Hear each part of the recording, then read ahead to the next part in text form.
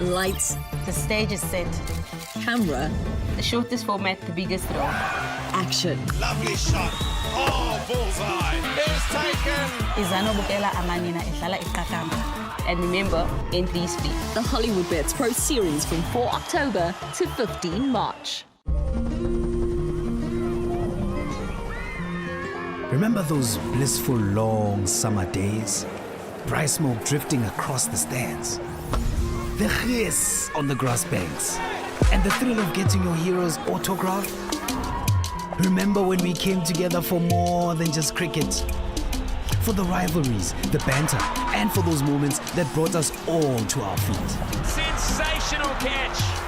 Right out of the stadium. What a shot that is. Remember that feeling? It's back. Every team, every format, from the fire of the T20 Challenge to the battles of the One Day Cup. The intrigue of the 4-day series and the brilliance of the Hollywood Bets Pro Series. Boulder. This season, it's time to make new memories. Book your ticket to the best of South African domestic action. Head to cricket.co.za for all the details. With hometown pride on the line. Uza nawe. So tell me, these Proteas, are they talented? Yeah. Fierce. Yeah. Dynamic. Yeah. Do they have the passion? That is an outstanding catch. Yeah. Is ambition a part of this team? Yeah. Do they look unstoppable? Yeah. Unbreakable? Yeah. Unafraid? Yeah. Will they win the Cricket World Cup? Absolute class from Laura Volsbar. Just like that. This is thrilling. This is unbelievable. This is fantasy cricket. Join the charge. Support the Proteas women on their journey to World Cup glory.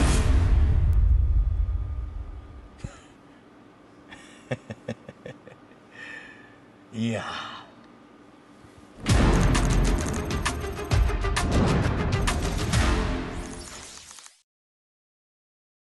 Hi, my name is Dom.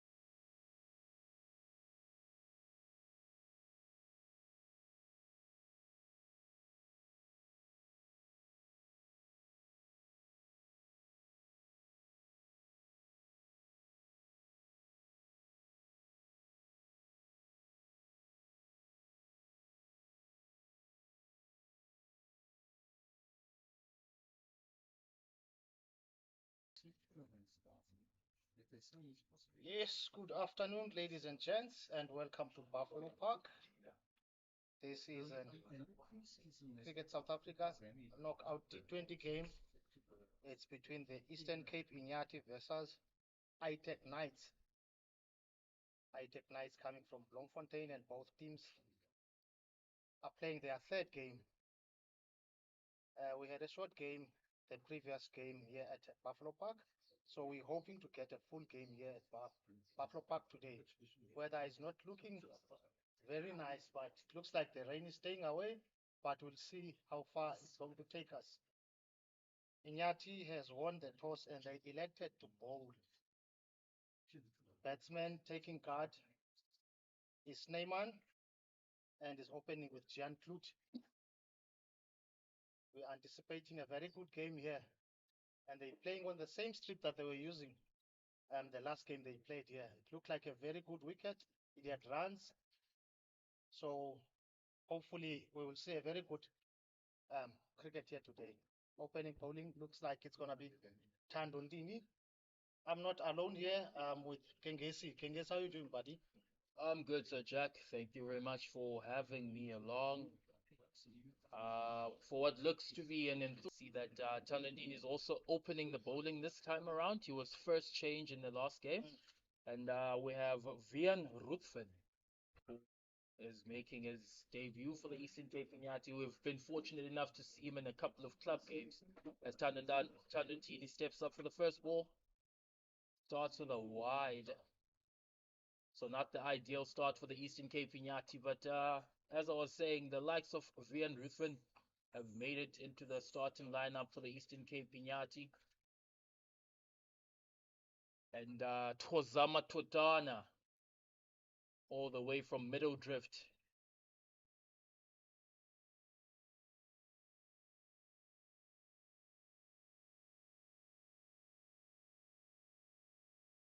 Off the marker, the I-Tech Knights with a couple for Snyman. Talandini perhaps trying to find the perfect line there. Overcorrecting from that first delivery that was a bit too wide. That one was a bit too straight. It's gonna be a good game. Also, what I'm interested in, Tengesi, we saw the previous game, the captain. We've got new roles now as well. I will continue after this ball. That was outside off stump. Bowling that 4th-fit stump. Great bowling by Tandondini. We see that Jerome got an injury in Oldson. Played very well there, getting his half a century. That laid a solid foundation for his team. Now we see the captain has been changed to Nathan Rowe. New roles. Yeah, it's pretty interesting to see Nathan Rowe, a player that made his debut for the Eastern Cape Iinyathi in the previous season. Plays it down the ground, but safely to the man at mid-off. A player like Nathan Rowe made his debut for the Eastern Cape Iinyathi last season, but has quickly ascended the hierarchy when it comes to the importance that the coach feels in a leadership position a player should be. So that's a very interesting one. There's also an opener like Jerome Bosler. So we're going to see how that factors out. Good field day. Great bowling there by Tandondini. It's lovely to see the home team getting those dot balls. Eventually, they will just create more pressure as the game progresses.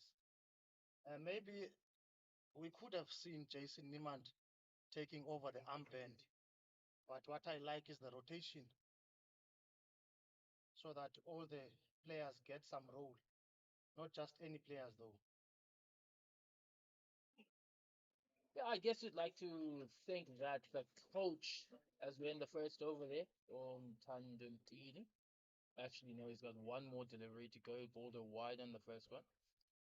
A player like Jason Niemand is a viable option for captaincy, but you would like to think that the coach and the rest of the team prefer that Jason Niemand focuses on his batting and some bowling to focus on, because he was captain in previous seasons, and it seemed to affect his form and how he was performing.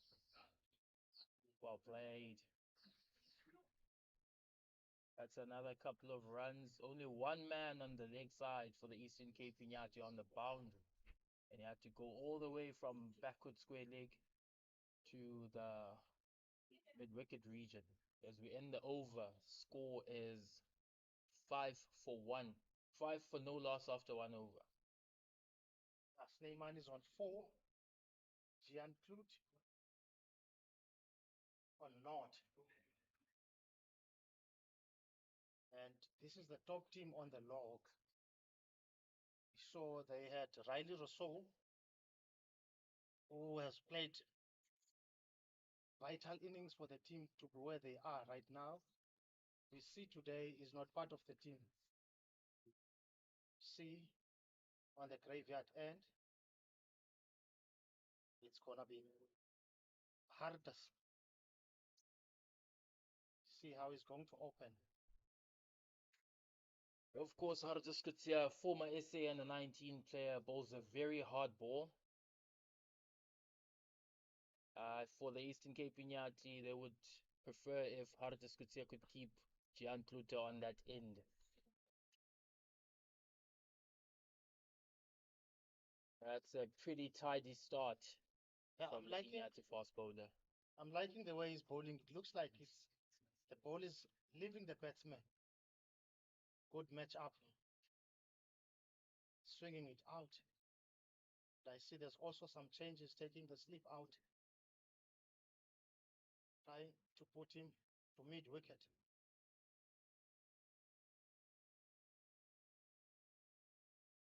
Looks like Copeland.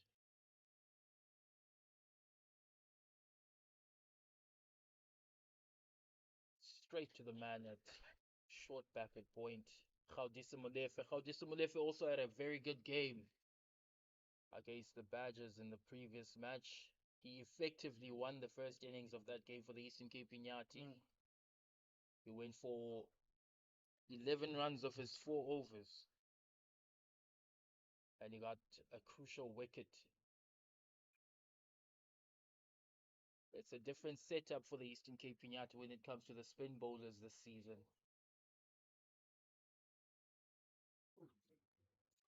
The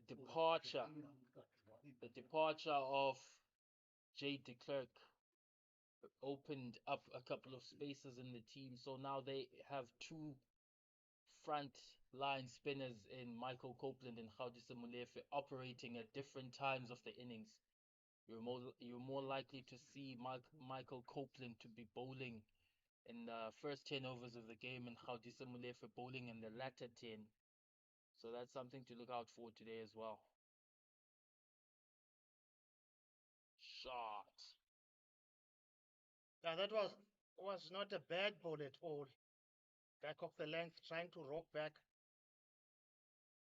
Forcing 2 runs there. Yeah, the Great batting by him.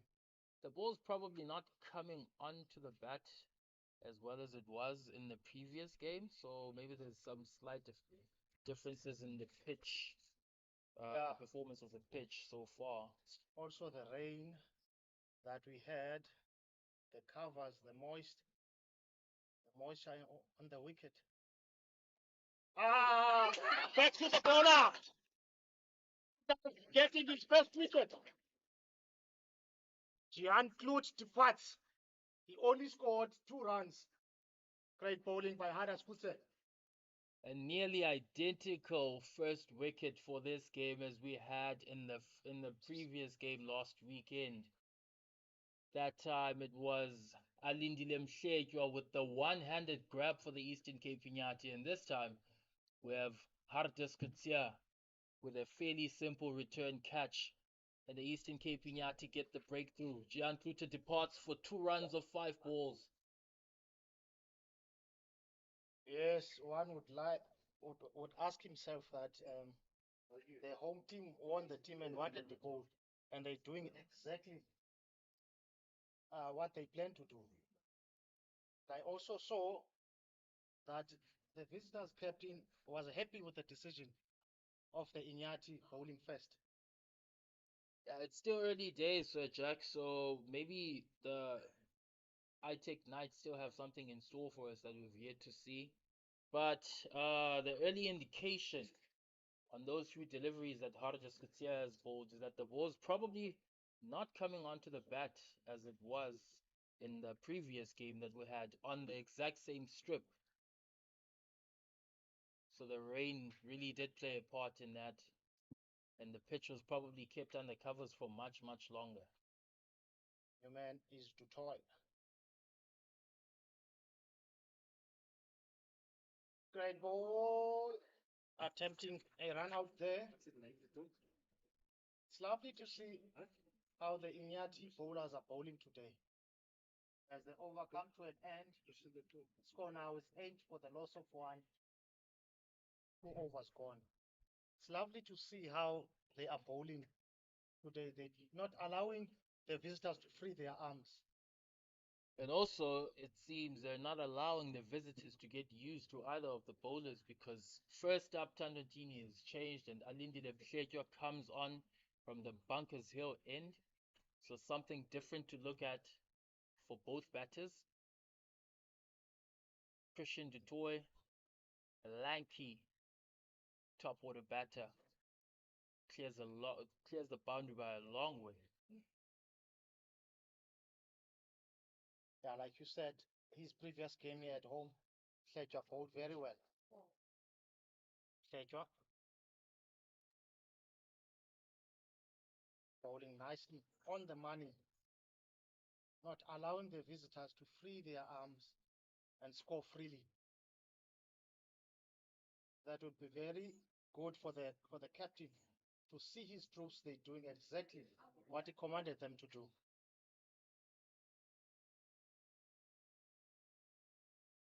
Mhletywa to du Toit. Try to fix that one on the onside. Calling for two. They will settle for a single. Great fielding there. The hulking figure of Snyman probably wasn't the most keen to take a couple of singles, to take a couple of runs there. He'd much rather prefer to be on strike. He's been starved off the strike since the first over. And he'll be their talisman. He's a very aggressive batsman. And if they continue to give him those dot balls, he will start panicking and start making things to happen. And that's where he's going to be making lots of mistakes. He'll certainly attempt to try and make something happen. The pitch, again, it's a tad bit on the slow side.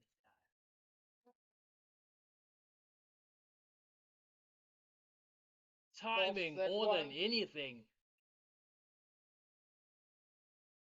One bounce four. Ball that was, or rather, it's a six. Played that one on the back foot. Just trying to hit it over the covers for 6 runs. That is a brilliant shot. The execution needed there had to be perfect.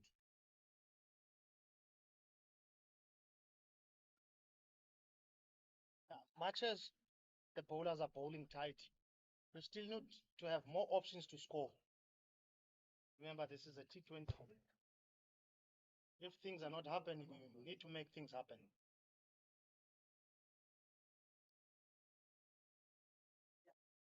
Mhletywa is on his last ball. 7 runs off his first over.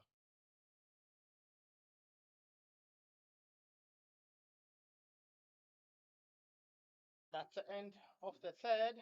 On the board, the score now is 15 for the loss of 1. It was an otherwise tidy over from Alindile Mhletywa, except for that 6. He'll be very disappointed for conceding that. But credit has to go to the batsman there. Snyman, he played a fantastic shot. Tandotini is switching ends. Interesting ploy from the Eastern Cape Iinyathi.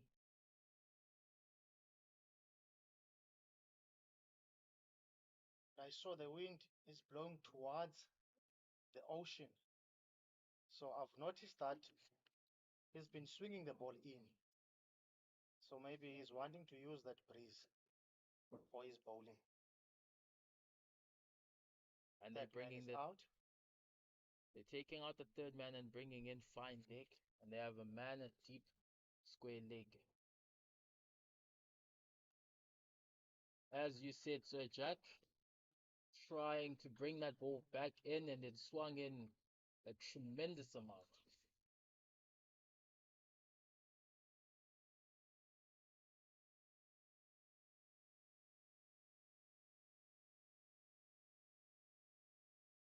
Du Toit is on 2.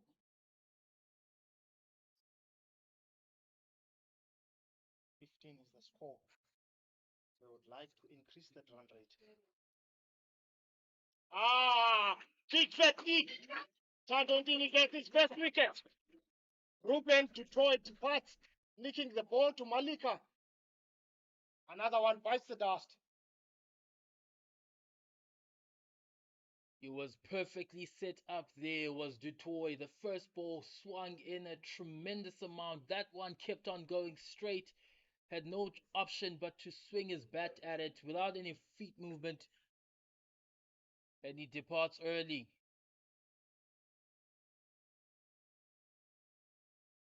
Perfect start for the Eastern Cape Iinyathi. Yeah, the captain will be very happy with what the boys have done. This is the fourth over.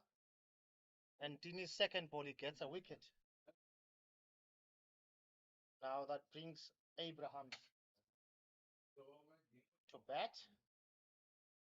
It's not the ideal start that the iTech Knights would have loved. Jack Snyman is also struggling. Scoring rate is 100%, which is unlike him.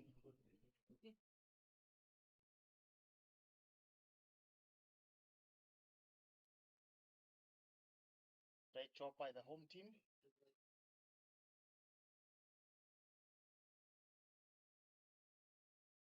Really worked for Tandondini to swap ends. Let's see if they continue with the ploy, the Eastern Cape Iinyathi. Of the first three, now fourth over, they haven't had a bowler bowl back to back. It's either it's been a new bowler or a bowler has been switching ends. I also see now Tandondini has got a sleep there in place. And he has been trying to bowl wideish, but fit stump, six stump. Like you said previously, there were no foot movement. Batsman just flashed the bat. So maybe that's what he's trying to do again. And also the setup of the field. Jason Neiman is standing really close at short cover. He's all up in the batsman's face, and the batsman, being new to the crease, is asking himself whether it's worth it to take the risk to try and hit the ball over the top.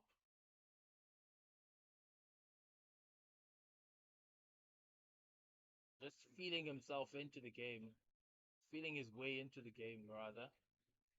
And it blocks that one straight to Jason Neiman again. But they have to get a move on it, the iTech Knights. They don't want to waste the overs of the power play here. Big question is, if their batting lineup is not doing well, are they not going to be missing Riley Rousseau?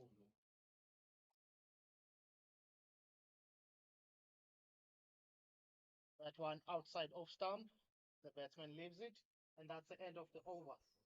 15 for 2. That was a wicket maiden from Tandondini. A rare sight in T20 cricket. There's the wicket again. Ball that was way outside off stump. See the batsman just threw the bat. And you could also say that was a soft dismissal. Yeah, it was a very good over, but that ball, that wicket-taking delivery was the most ordinary one. But like we said, it was set up of that first ball, the one that came in. And now we see Harjas Kutsia again. The Eastern Cape Iinyathi keeping the iTech Knights guessing, having the bowlers changing ends. Knocks that one down the ground for 4 runs. Great shot by Snyman. He makes it look so easy. Yeah, the thing is, you only have 2 fielders out. And the ball was there to be lofted just over the players. Safe shot. Good cricket shot. Just a gentle nudge. Nothing more.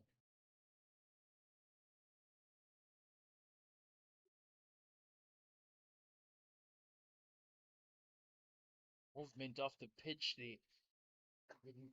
All the balls that have been coming into the pads. have given the Itek Knights batters some trouble.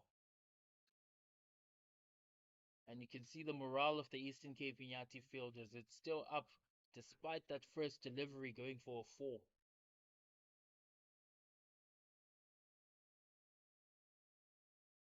Argas, Snyman. There. The ball's not coming on as well as he would have liked because he found the only fielder stopping the single on the leg side. Either side of that fielder, and that's an easy 1 or even 2 because there's a man at long on and a man at square leg. Yeah, you should applaud the bowler. It's always good to see the bowlers bowling to their fielders. Argas to Snyman. Once more, that ball that comes into the pads is proving troublesome for the Itek Knights batters. And they're meeting now in the middle. Just probably telling him that there's no need to rush. A player of the quality and destruction of Snyman can quickly make up the singles that they are missing out on, or the runs that they're missing out on.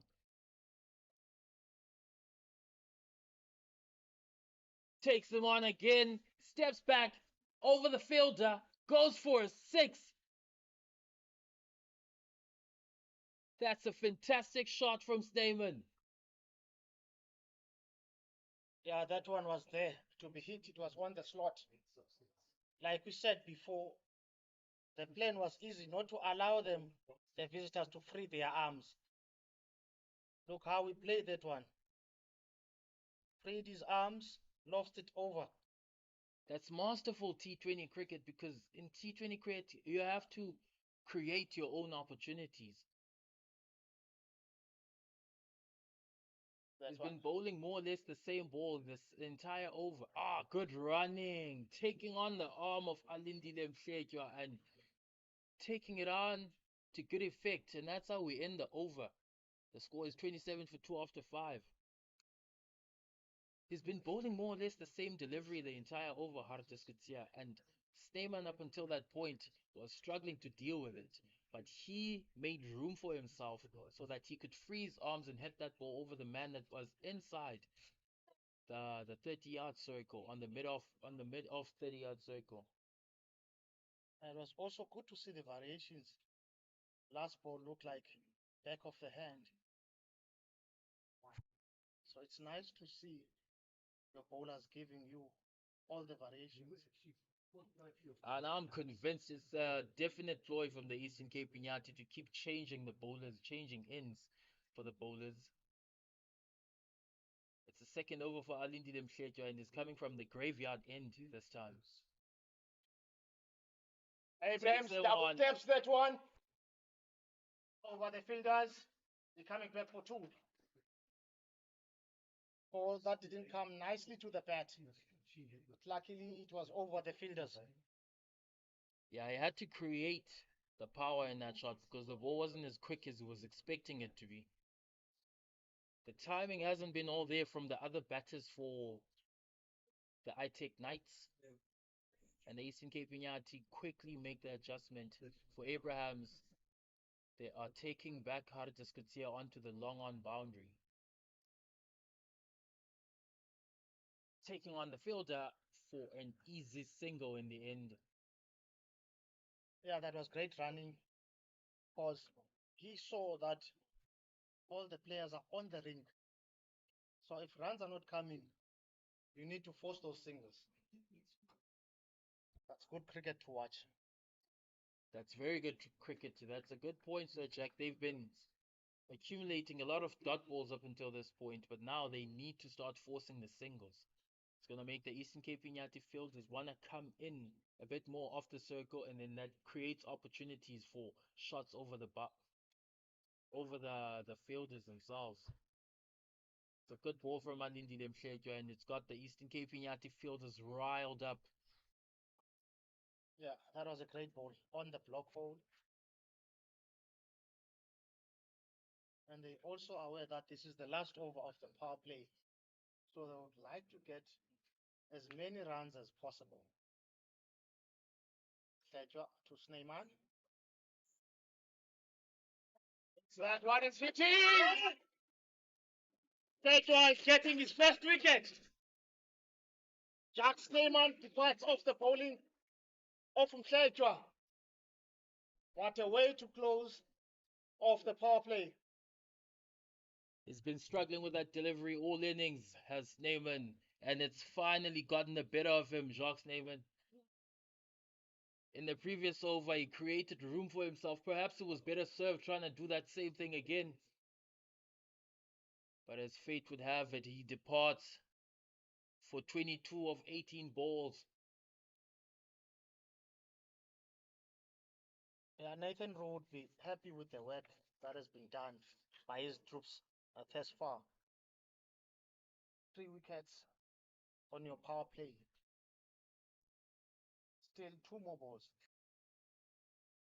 And also, what you mentioned, Kengesi, earlier on, they are not getting used to same bowlers. They are rotating the bowlers, changing ends, trying to create something out of nothing. It's a ploy we don't usually see in T20 cricket, or all around the world, I should say. Only certain teams deploy such tactics, and it's nice to see it in Division 2 cricket. Enterprising play from a bowling end. It makes the cricket more fun to watch for everyone, not just seeing the batters dominating the game. It's just also the fielding team constantly making fielding changes, bowlers making variations, even if it's in the first 6 overs of the game. It's an interesting to see. And now you have a left-hander coming on, Patrick Botha.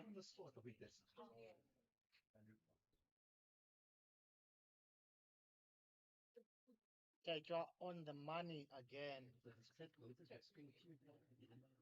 Does not allow Botha to get off the mark. There's lots of cricket today, Kengesi. Proteas are also playing in Pakistan. And today they're playing a decider at 5. Looks like also dot ball to end the over. The score now is 30 for the loss of 3. Jack Snyman was on 22.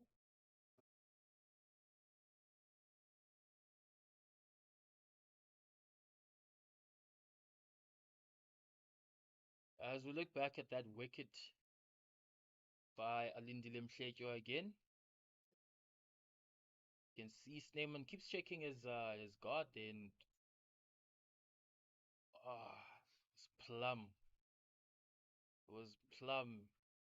The feet nowhere to be found in that delivery.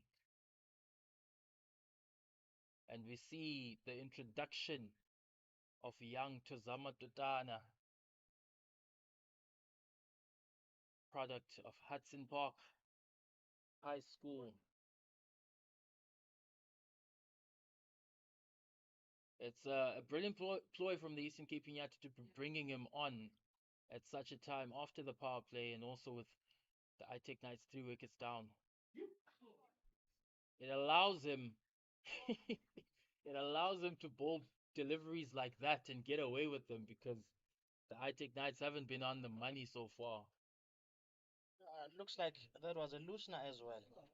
He was looking to hit the block hole, but rather ending up with a low full toss.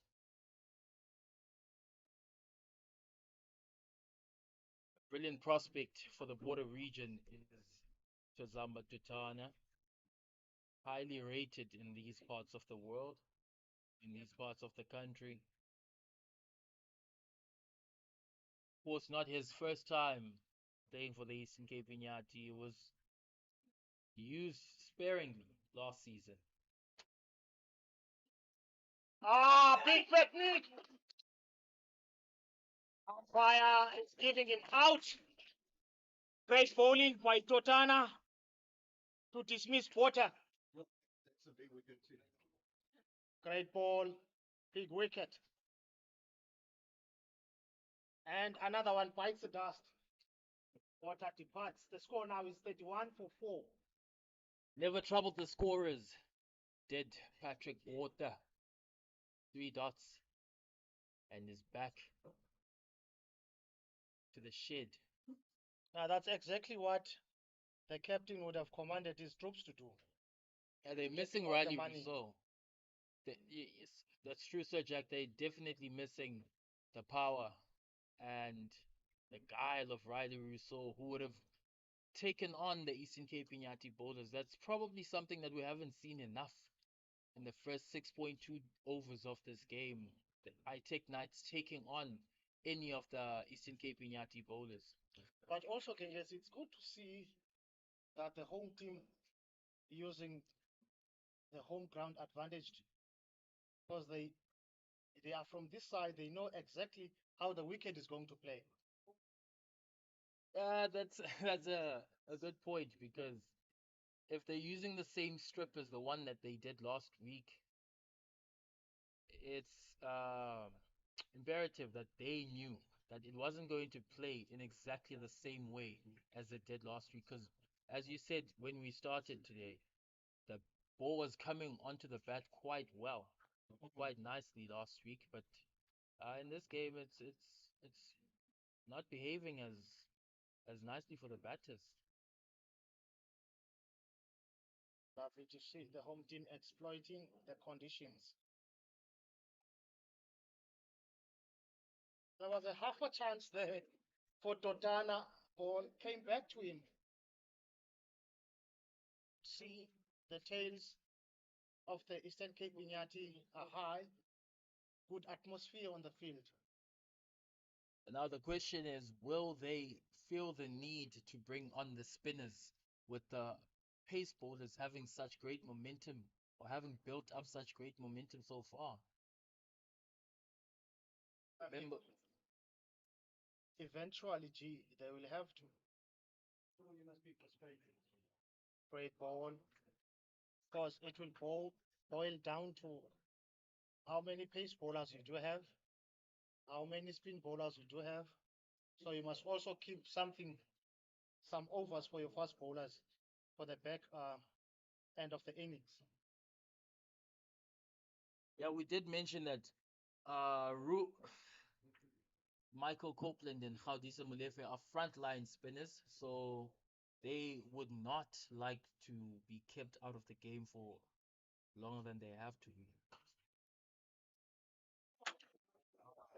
Nice fielding there by Molefe.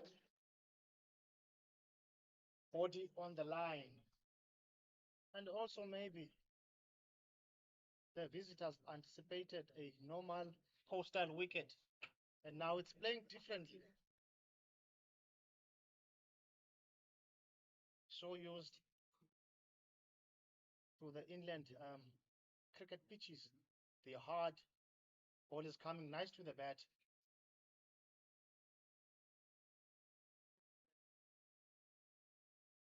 Trying to squeeze that one to fine leg for 1. And off Totana's over. And it was a great over. He's got a wicket. Now the score is 32 for 4 after 7. Dire straits are they in. I-Tech Knights.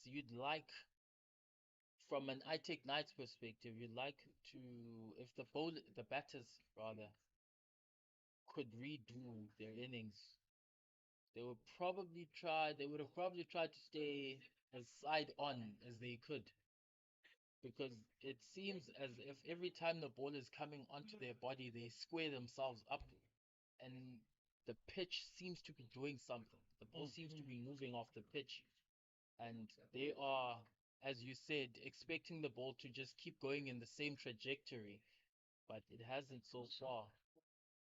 And how did the spits here now?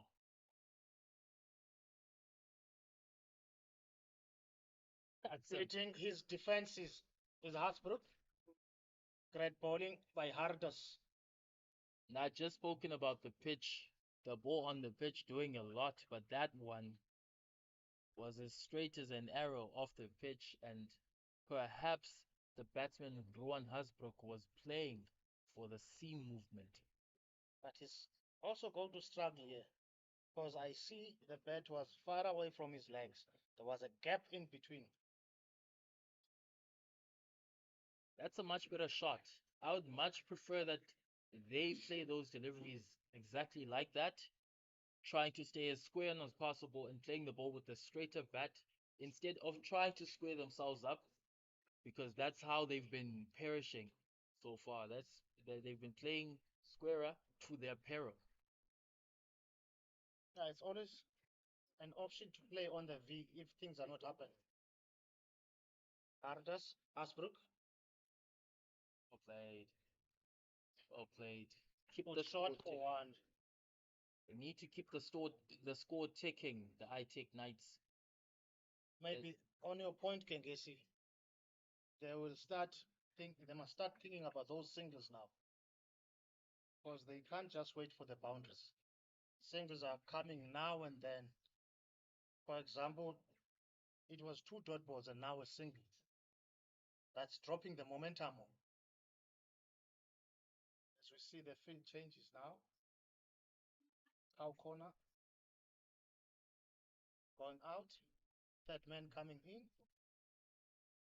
It's also sensible cricket. cricket. Short ball.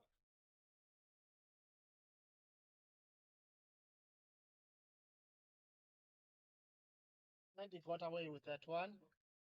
Maybe there's a little flick on the pad. Yeah, the batsman is definitely not happy about that. But you could argue for the umpire that the ball went straight to where the batsman was standing at the point of delivery. It's a massive, massive issue, Sir Jack, that you've mentioned with the dot balls. It's 3 dot balls out of 4 now.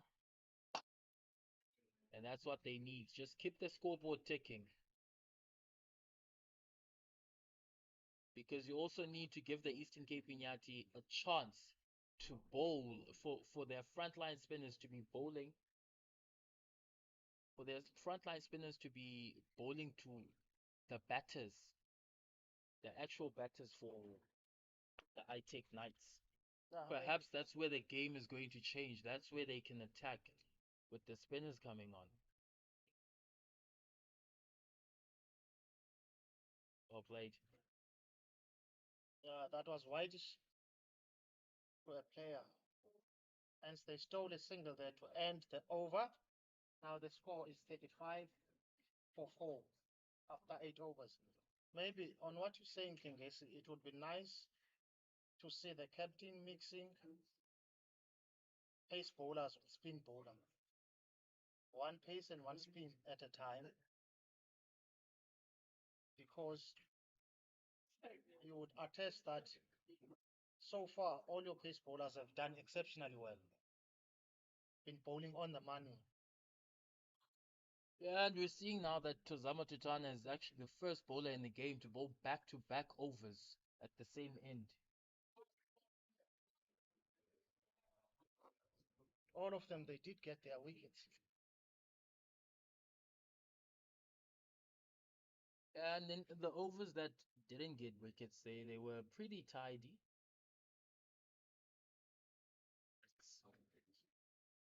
Clearly drifting down leg, and maybe a tad too high.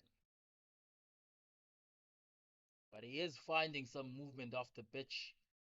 Is Tozama Tutana.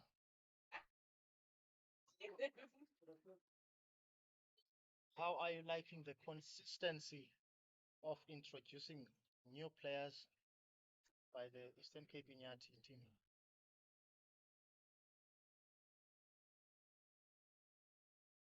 It's actually a trend that's going all around the Division 2 teams, because once you have players that are performing at a high level in the Division 2, they're bound to get call-ups to the national to the Division 1 teams. So the Eastern Cape Iinyathi are just keeping their options open by constantly introducing new players, so that in case one of their star players leave, then a player like Tozama Tutana can seamlessly step into the team. I have to be quick. Yeah, because the reason why I'm asking, I saw previously we were also here behind the mic, and we saw the introduction of Kokoza, of which it didn't go well at all. Now, hence I'm saying it's good to see that if there's an opening on the team, the coach can also take some players from the lower divisions and try to fit them in here. Yeah, a player like Oluwake Kokoza is obviously very talented, but you could say perhaps the day wasn't his to own, and yeah, the Eastern Cape Iinyathi have done well to shield him. Brilliant running, brilliant running. Yes, exactly what we were talking about. Now the runs are not coming thick and fast, but you must force those ones into twos. Also steal those singles. Yeah, it's something that tends to happen after the end of the power play. The intensity from the fielding team tends to drop, and it's great for the iTech Knights to be able to exploit that.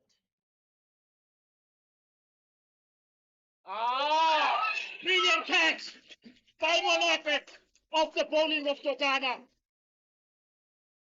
This man played it straight to his hands, and Hasbrook departs. Great catch by Molefe. Score now is 39 for 5 after 8. Hasbrook departs for 6. Definitely, this won't be the ideal start they would have loved to see. That was definitely for the cameras from Gaudisa Molefe. He seemed to get to that ball pretty easy enough, but he felt as if he could just take one for the cameras there. He launched after taking the catch. It looks like now the sun is wanting to come out after that brilliant catch at backward point. Now post. Is the man in? The iTech Knights are in deep trouble now. Score is 39 for 5 after 8 overs. You know, so Jack, we were in a meeting yesterday with other broadcasters, and we were discussing the status of domestic cricket in South Africa, especially Division 1 and Division 2. And we're asking ourselves, really, what would be the best way forward if, at the end of the season, I should say. And a couple of the people were saying that it would be better if the iTech Knights stayed in Division 2, and then the Tuskers stay in Division 1, because the constant rotation between those two teams changing from Division 1 and Division 2 isn't really good for the game. Right? So what do you think about that? Would it benefit South African cricket if a Division 2 team that we have now that's not the iTech Knights were to be promoted to Division 1, and a Division 1 team that's not the Tuskers be demoted to Division 2? After the end of that over 39 for 5. It's a 9. We see now Molefe is being introduced on the 10th over. After a brilliant and a scintillating catch, he took at backward point. Another chance to look at that catch. Oh, that was a brilliant catch from Gaudisa Molefe. It is made a habit of taking those catches. He did so for the Limpopo Impalas for a few seasons. And he comes on now. The first over of spin that we're going to see in this innings. Always eager to go is Gaudisa Molefe. Playing that one fine. Stealing a single. Made a late adjustment there. Sorry, Sir Jackie. Made a late adjustment there, Molefe. He saw the batter had premeditated that lap and he bowled the ball a tad wider to make it difficult for him to actually get the gap between the keeper and Tandundini standing at 45.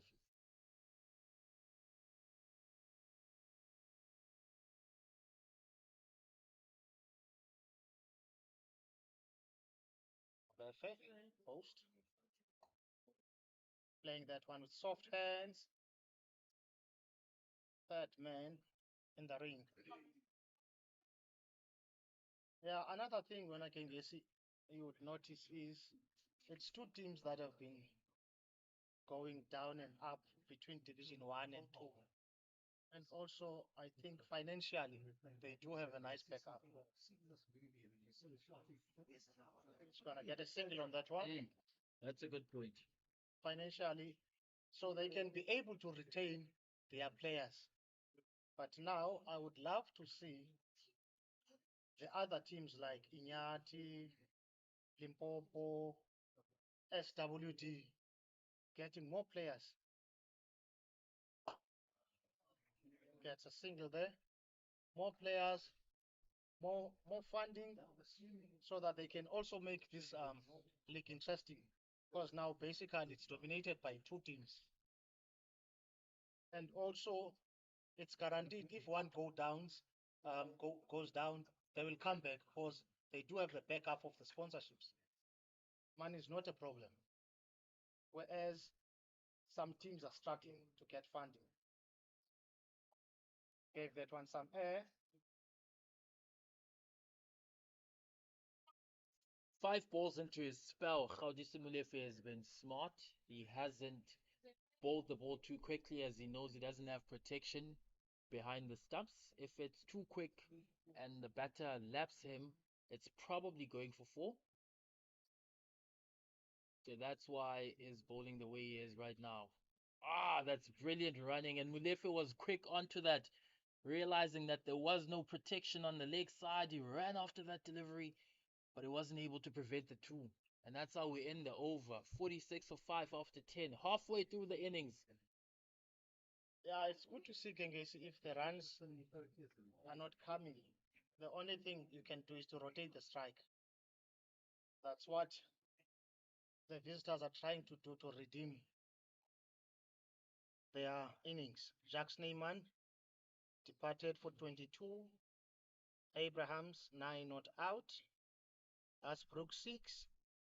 Ross Post is on 4. Run rate is 4.8. Top of the bowlers, Tozama Totana 2 for 6.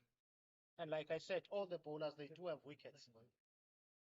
And also, as I anticipated, the way the pace bowlers are going, there's nothing wrong they have done. So what the captain is doing is to mix them up.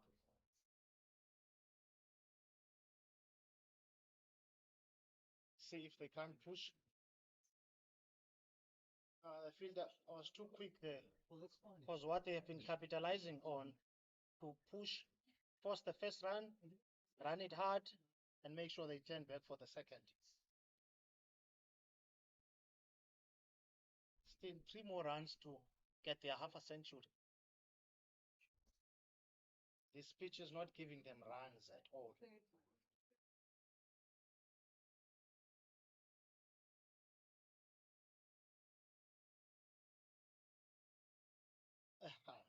Just trying to attack on the body on that one. Ball that post was not comfortable at all with it. And it's the first one of this innings. We haven't seen anyone bowling a bouncer. And it came off very well. Yeah, and that's going with how the Eastern Cape Iinyathi bowlers have been operating so far, being very enterprising and not being predictable.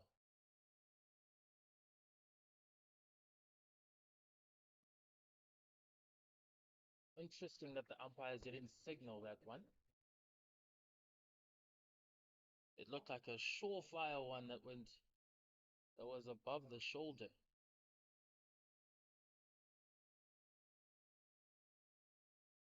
Not the ideal start for the visitors. Totwana on top of his mark. Abraham shuffles down the wicket.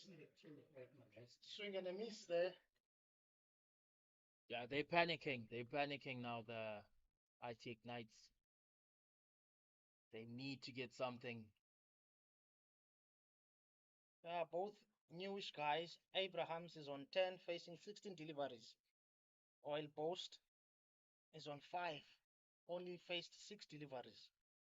It's a good thing for the home team to have new batsmen on the pitch. Must not allow any partnerships to build up. Shuffles down, flicks that one. Trying to get for 2. That's brilliant running. Brilliant running. As soon as he made contact with that ball, he shouted 2, and he had every intention to come back for the second one. Eventually put pressure on the fielder, and it, in the end, became a much, much easier 2 runs than it was in the beginning.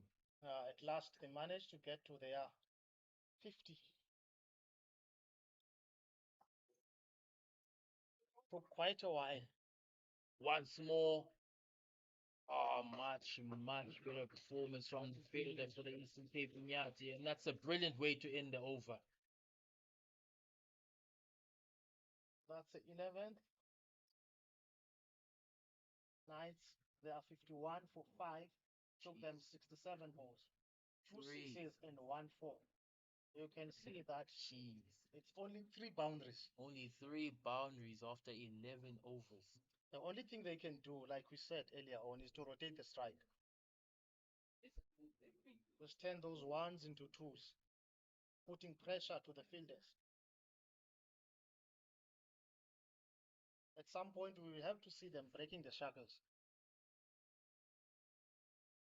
And Molefe has all the protection. 5 fielders out in the boundary in front of the batsman. And that's not the best ball to be bowling, and they take full advantage of that, does Abrahams. It's important for the I-Tech Knights to keep capitalizing on those bad deliveries, which we haven't seen so much of so far in this innings from the Eastern Cape Iinyathi. Yeah, that was a great shot from Post. They're playing a very sensible cricket. You did get a 4 on the previous ball. Now you just take a single just to rotate the strike. It's good, sensible cricket. Yeah, and if they can do something like that for the rest of the innings, they can set them up for a pretty decent total. But like I said, at some point they have to break the shackles. This ain't gonna do justice for them. It is very, very low. Yeah, now we get to the point where we start talking about sensible totals for the I-Tech Knights and what a respectable total would be for them. Lofts that one in the air. Ball safe. They will cash in 2 runs there.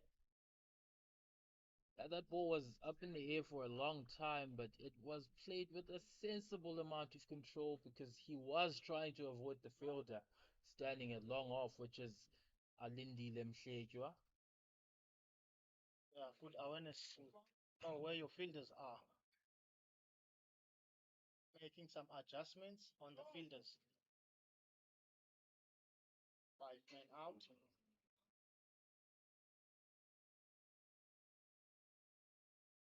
Drives that one for a single.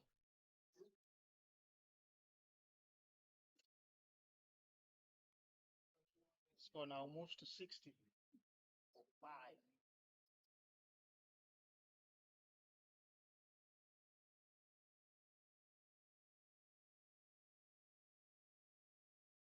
Takes him on. Chance for a catch. Takes it! Takes it as Michael Copeland. That ball was in the air for what seemed to be an eternity. But he kept his calm, kept his composure, and kept the ball in his hands, most importantly. And the I-Tech Knights will lose another wicket. A partnership of 21, the highest in the innings. As post departs for 6 runs. Great ball that was flighted by Molefe.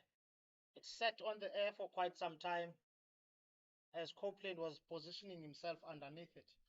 That was a great catch by Copeland.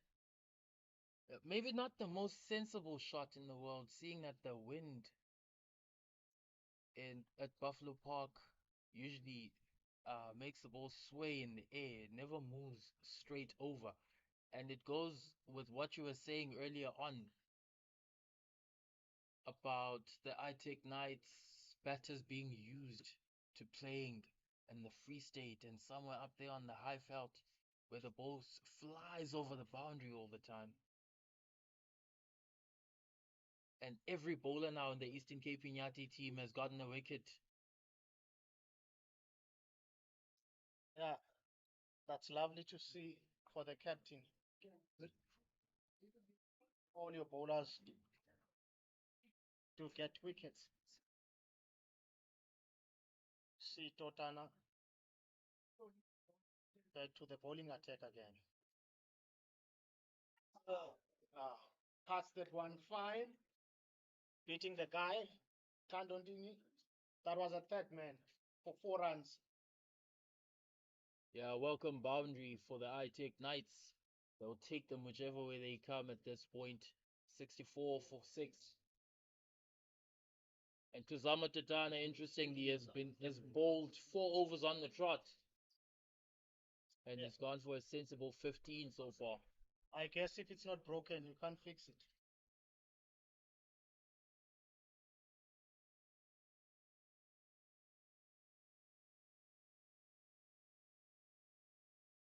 Cricket is a funny game. It seems as if the ball is coming onto the bat a bit better now after 12 overs. And that's not a good sight for the I-Tech Knights. After all their main batters have departed. And this also will boil down to the Knights bowlers. They won't be happy.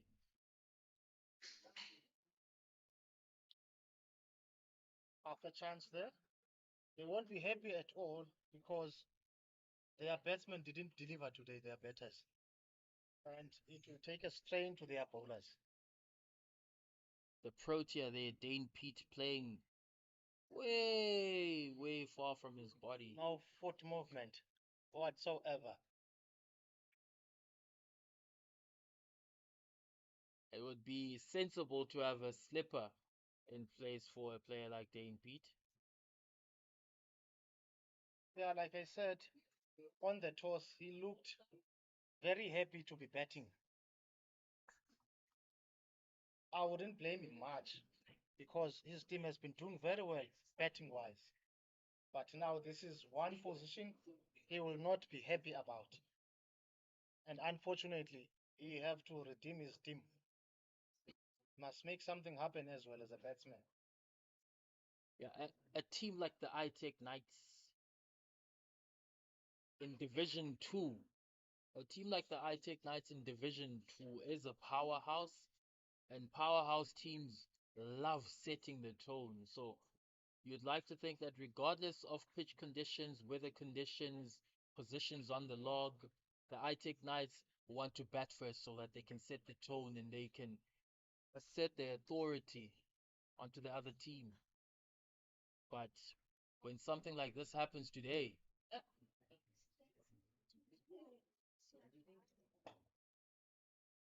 brilliant shot, manages to pierce the gap between the man at mid-off, an extra cover, and it goes for a well-deserved 4. It was in the air for a bit longer than he would have liked, but most importantly, he was able to pierce the gap. And that's how Tozama Tutana ends his 4 overs. 4 overs for 21. Got 2 crucial wickets. Score now is 70 for 6. It's good to see that there's people who came in as well to come support the Iinyathi. And there's T20s playing around today. And I bet you they came in to see Riley Rousseau. Little did they knew that he's not playing. Nonetheless, we're still playing good cricket. The home team is sitting on the good position, 70 for 6 after 13 overs. You know, from a sales and marketing perspective, Sir Jack, it's always good to look at starting times for matches. On a Saturday, if you have a match starting at 10 a.m., that's probably around the same time that most club matches start, so you'll never be able to get enough spectators onto the ground. But if a match starts or is as well positioned as this one and it starts at 1, then the club games around that time are most likely about to end or have already ended. And that's how you can have a good turnout like this. And it's a pity also the schools are playing on Saturdays as well. Some are traveling out of town. That's that one. Pierces the gap. That will go for 4 runs. The ball wins the race. That was a great shot. That was short and wide from Gaudisa Molefe, and Dane Pete expertly buys the gap between the man standing at short third man and backward point. Valiant effort from the Eastern Cape Iinyathi fielder on the sweeper side of the offside, but he couldn't get to that ball. Much better line, much better line. Dane Pete, if he was a recognized batsman or much more recognized batsman, would have probably tried to lap that ball for 4 on the leg side.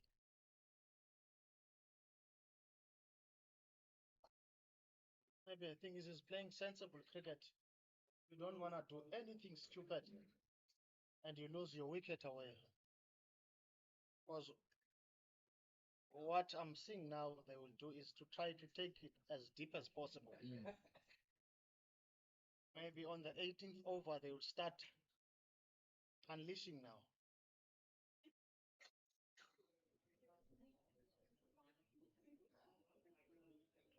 We know here in the Iinyathi region that Tim Lelanga can hit a long ball, but him and Malusi Siboto are not the kind of players that you would like to entrust with 6 overs in the innings. So you are right when you're saying that, Sir Jack. It's probably not the right time for them to swing for the fences. Sensible cricket is the way to go, as we see Alindile Mhletywa coming on to bowl, replacing Tozama Totana. I must admit it's good to see the crowd pulling in, getting in. Kids are happy. It's been raining. They're out playing cricket. As we see also, they're part of the guys there, former Border Cricket President. Great ball. And I would say that's well played. Well played. Take the splice of the bat. Well played from Dane Pete. And that's a delivery that they were finding hard to deal with.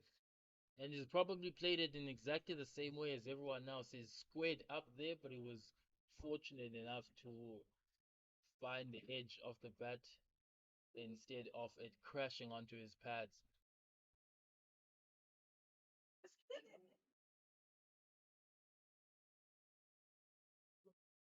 Wax that one. Taken in the boundary. Great shot. The ball that sat on the air for quite some time. Eventually, it was caught. And another one bites the dust. Things are not going the way the Knights would have loved to. What a catch. The set batsman Abrahams departs for 31 of 29 deliveries, and he was probably their last hope of getting a respectable total on the board for the bowlers to defend. And you can see the dejection in his face, the disappointment in the way that he's striding off the field. And Dane Pete as well. Looking at Malusi Siboto, hoping for a miracle. Yeah, you can see on Abraham's face that he just threw the game away. He would have loved to be there until the end. But the home team would like to see his back. Now Simoto is the new batter. Home team, they're really tightening the screws now. Fielding has been superb, putting their bodies on the line. Yeah, that's a very good point, Sir Jack, because we have to give the Eastern Cape Iinyathi credit. They haven't bowled badly. They've been bowling actually very, very well. It's only a few balls that have been bad, and they have been punished by the iTech Knights. But for the most part, it's been very good bowling.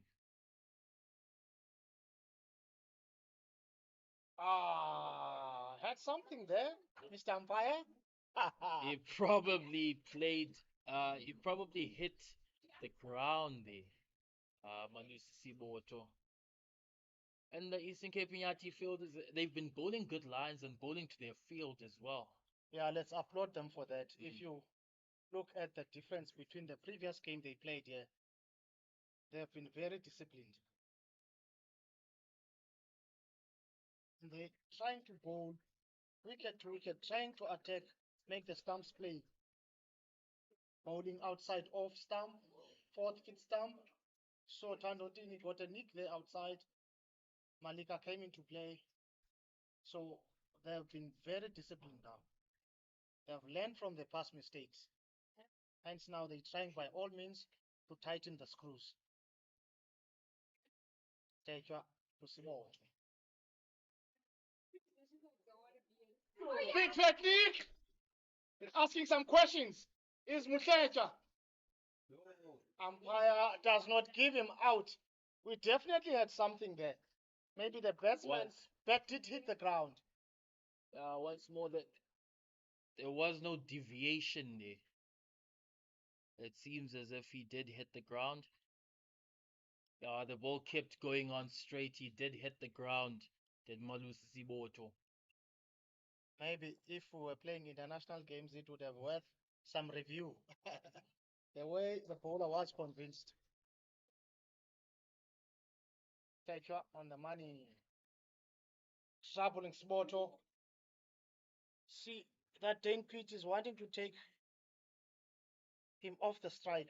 Yeah, probably not the best decision from Dane Pete, seeing that it was the last delivery of the over. So now Malusi Siboto has to face the first delivery of the next over.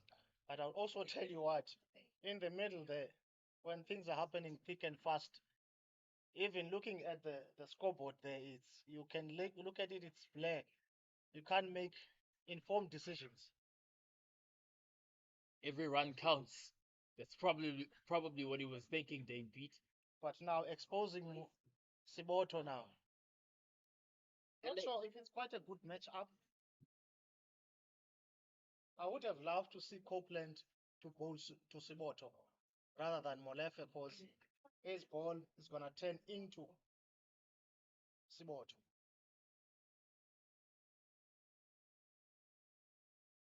Like we said, they're trying to make wickets play, bowling wicket to wicket. Yeah, also, Michael Copeland hasn't bowled the entire match, and I take Knights are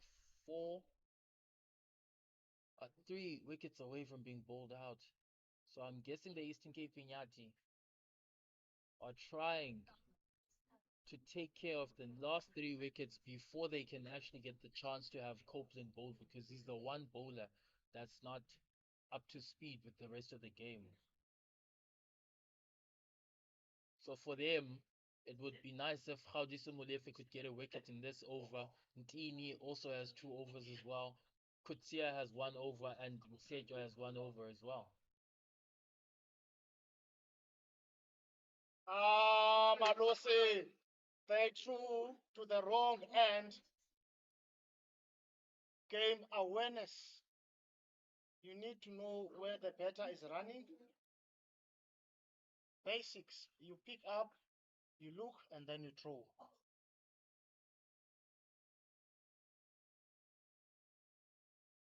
to his credit though, everyone was shouting, keep her, keep her, keep her. So as a fielder, that's you're paying attention to first of all picking up the ball and then throwing to the side that the fielders or the rest of the team is telling you to. Once more. You could see the pressure now. They're wanting to force every single two runs. It's not going to work. They just got away on the previous ball there, where Siboto was half away down the pitch. And Dane Pick sent him back. Score now is 83. It would be lovely for them to maybe get around 110 so they can have something to bowl at.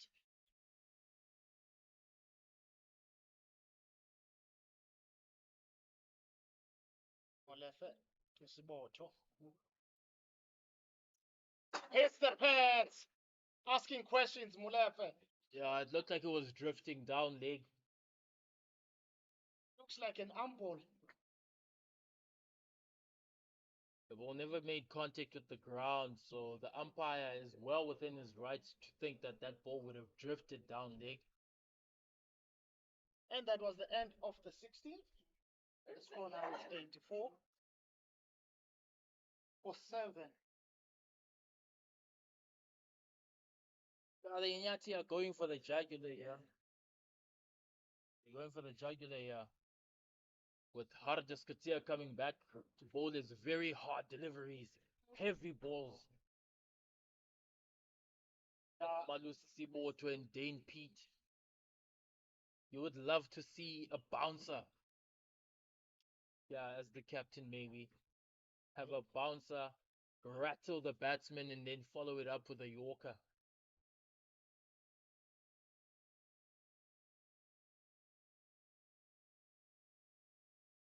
Well played.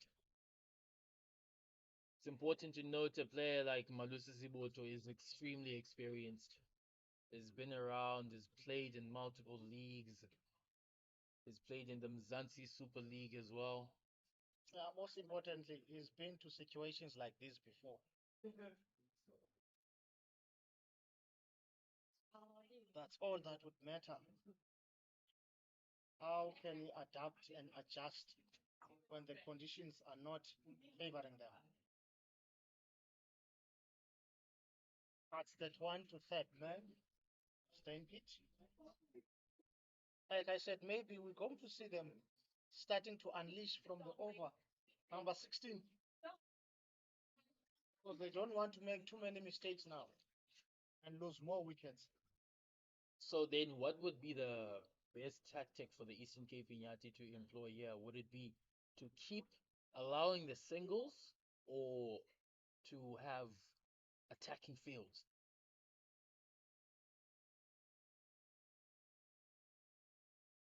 Dot ball there and a big no.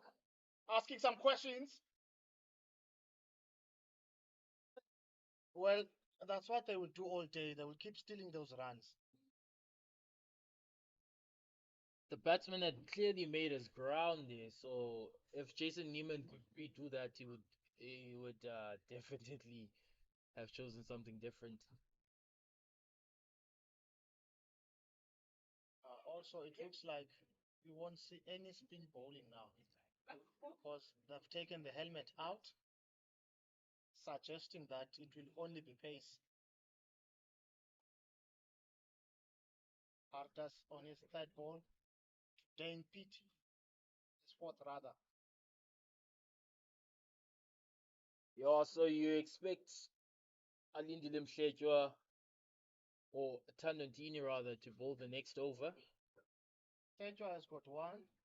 Tini has got 2 more. Totana is done and Molefe is done.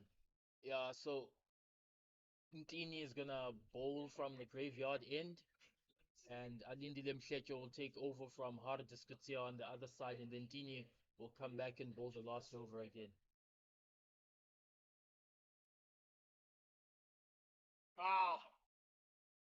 Great bounce from Hardus. That ball didn't even seem to affect the batsman, which is Malusi Siboto, but the umpire is taking every precaution and immediately calling on the physios for the I-Tech Knights. Yeah, that's a rule, mate. Ball that hit him on the visor. Precautions. They're You gonna know ask what him. needs to be done. They're gonna ask him what he had for breakfast. They're gonna ask him if he remembers what he had for breakfast. So if I said I had Sam, would I be wrong? Because he was not there.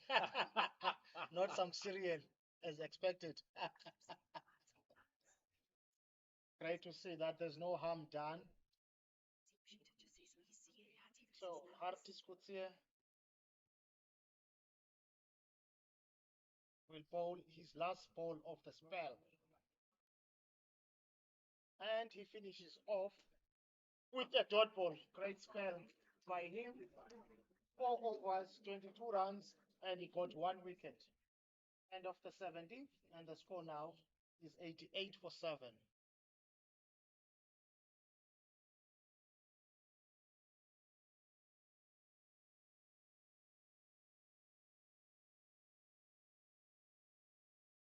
As we see the introduction of Tandontini trying to finish off things here. It's bowled 2 overs. Expected to finish all his 2 overs. And he will be bowling to Dane Pitt. 5 men out.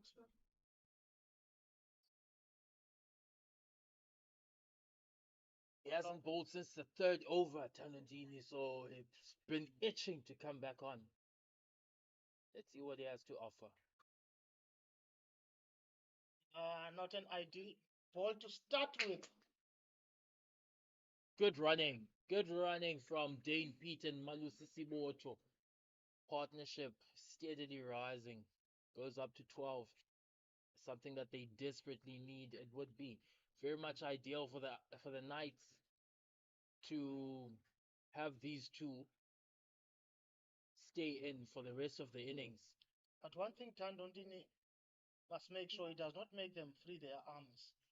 Because that ball, last one, was way outside off stump. There we go. That is what we would like to see. Don't allow them to play freely and extend their arms. Yeah, Dane Pete isn't the most powerful of hitters of the ball in world cricket. So bowling at his body, you don't see him trying to take on the fielders on the boundary on the leg side. He's always gonna keep doing that. Exactly. He's gonna keep trying to find singles. If you, as you said, if Tanandini bowls the ball wide, then it allows Dane Pete to perhaps go for that cover drive or that back foot square for that back foot cut, so that he can pierce a gap there. So he should keep bowling straight at him. Yeah, wicket to wicket, he will never go wrong. He will force him to make mistakes. That was a full toss split on the onside. Finally doing the job. That was a single. It takes them to 91.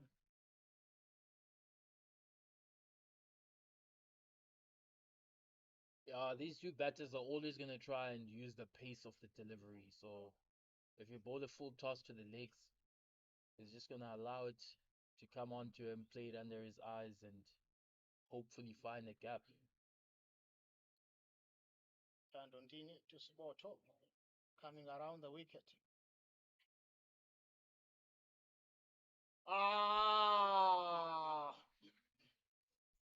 Mulefe, you can't get him out of the game. The ball is following him. Pity he missed that one.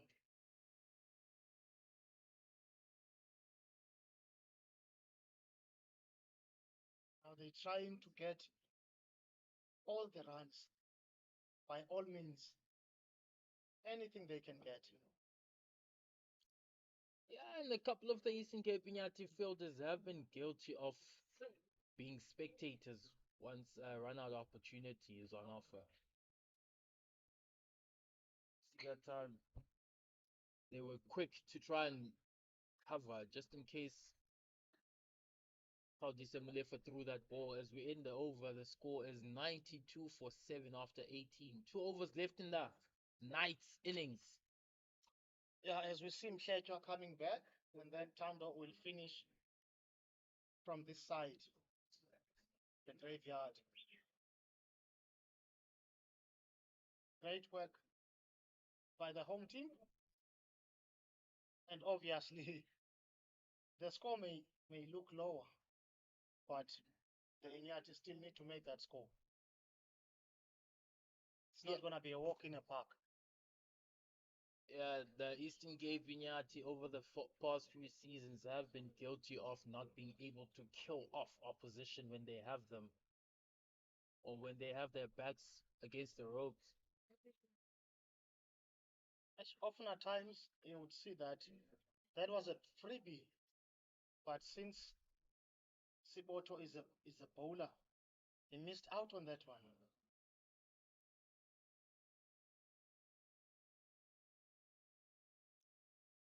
Yeah, and especially because there's no one on the boundary, on the offside,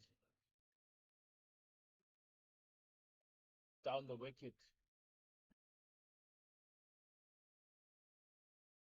But I think another thing that will work well for the visitors, now they've got left and right hand combination. Maybe they need to use that to their advantage. Yeah, the thinking when it's two batters bowling, it's different from when you have two premium batters batting there.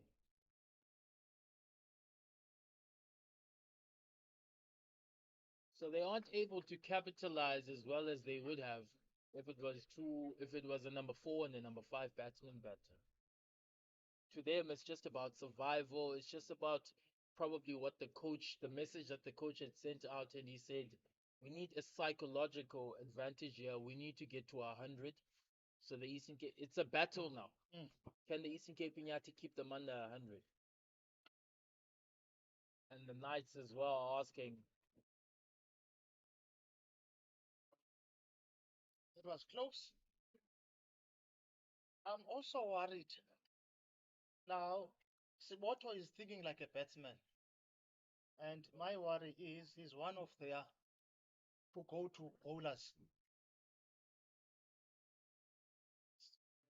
Maybe he's going to waste too much energy trying to run in between the wickets. And the energy still have to use when he's bowling. Great shot, but he'll only be cash inning 1.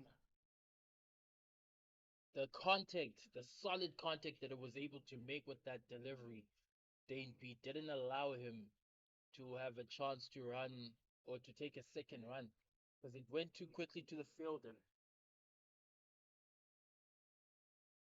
And you're right, Sir Jack.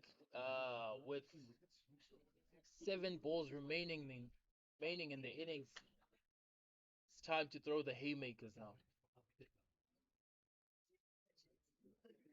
Partnership is 18. Crucial partnership for the Knights.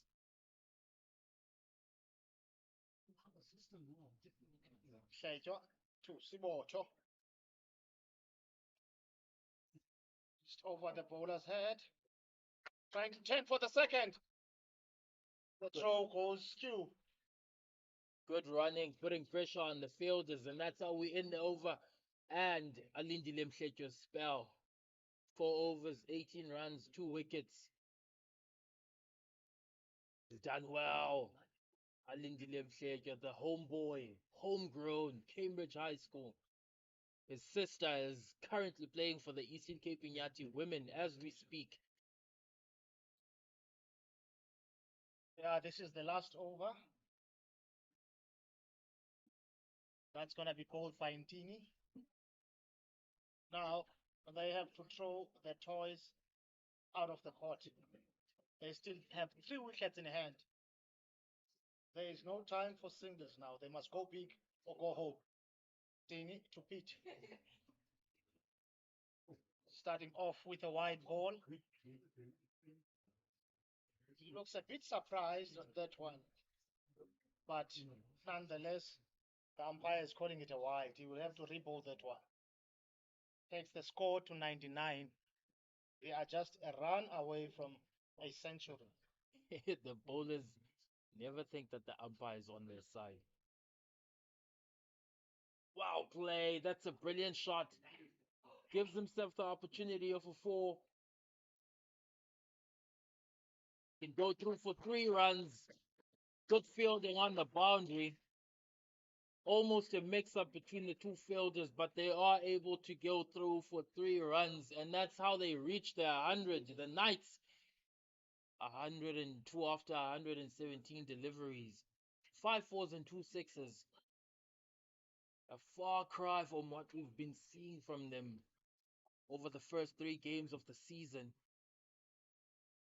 Of course, no Riley Rousseau in this game, but he hasn't been the only one that's been a creative spark for the team. It's just hasn't gone well for them today. Of course. Yeah, but maybe with his inclusion, things would have been different. He scored 97 and 81, I think, not out. So he's been the backbone of their batting.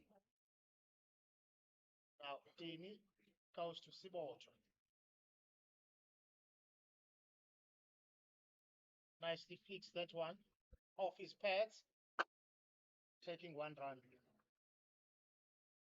This is how I think Dini should bowl. Not focus on doing anything extraordinary. Just bowl wicket to wicket. Those dot balls are still fine. See, the field keeps on changing. Left and right combination. Has to be in the block hole, this one. Indeed, it was on the block hole. Turning for 2. Misfield there. I would say that was well dug out by Dan Pitt. It was a good ball. It was a good delivery.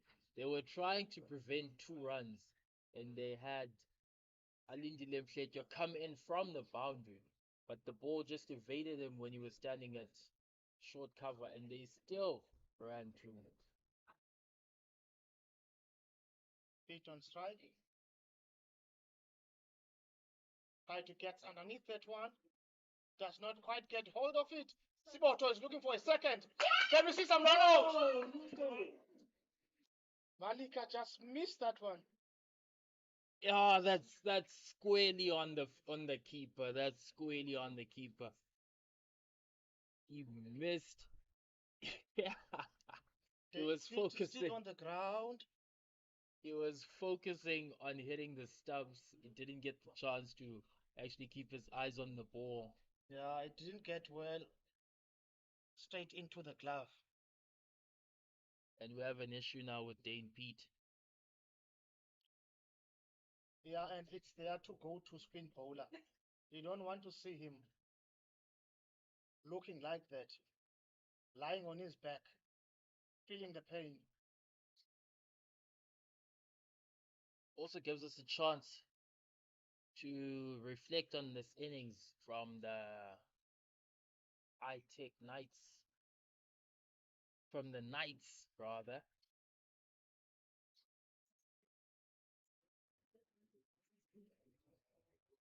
If you look at how the Eastern Cape Iinyathi bowlers went about their business, there's nothing that sort of gives away how the Knights should be bowling in the second innings.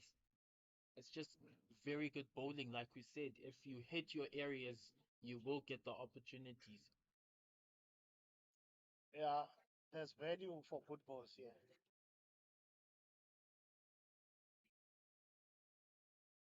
Tandondini is on his second last ball. He would like to finish on a high, maybe get a wicket or 2. They need to beat.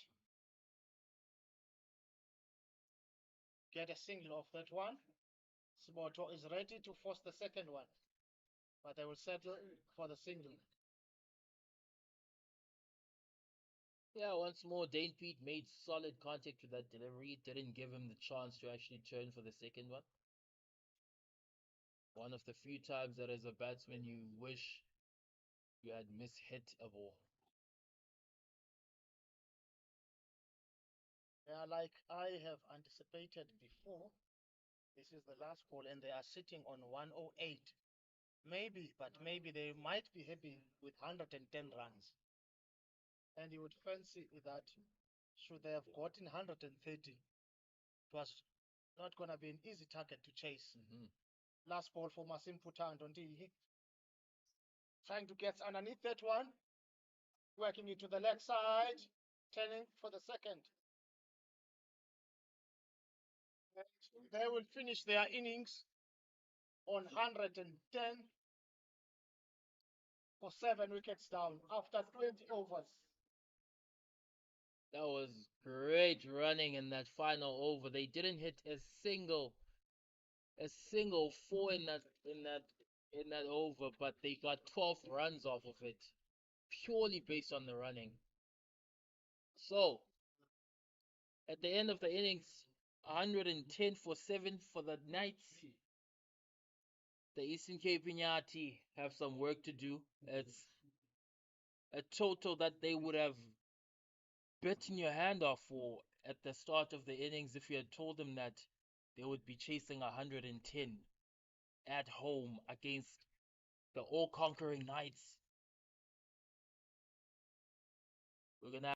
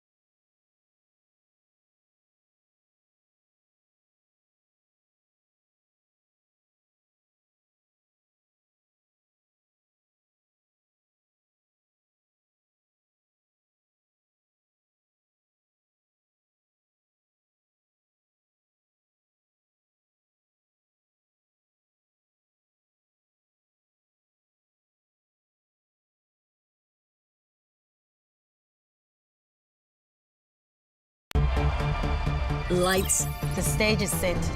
Camera. The shortest format, the biggest throw. Action. Lovely shot. Oh, bullseye. It's taken. Izano bukela amanina ehlala iqakamba.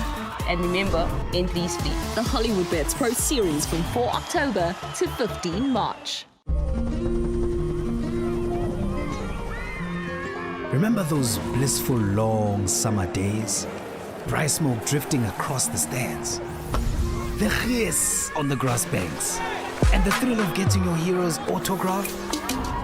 Remember when we came together for more than just cricket? For the rivalries, the banter, and for those moments that brought us all to our feet. Sensational catch. Right out of the stadium. What a shot that is. Remember that feeling? It's back.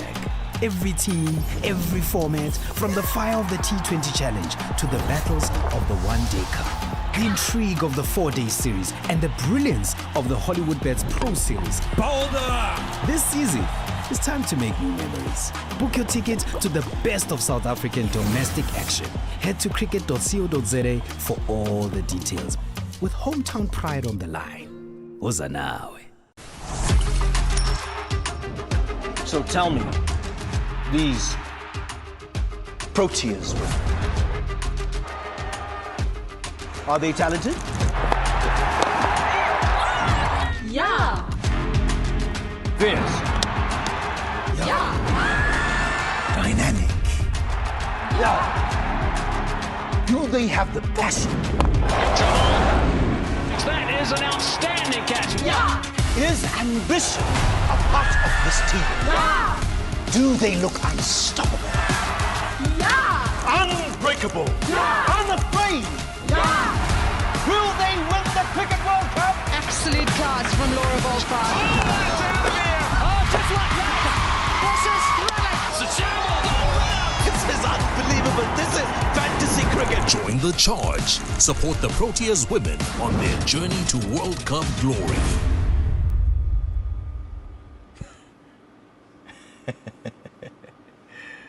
Yeah.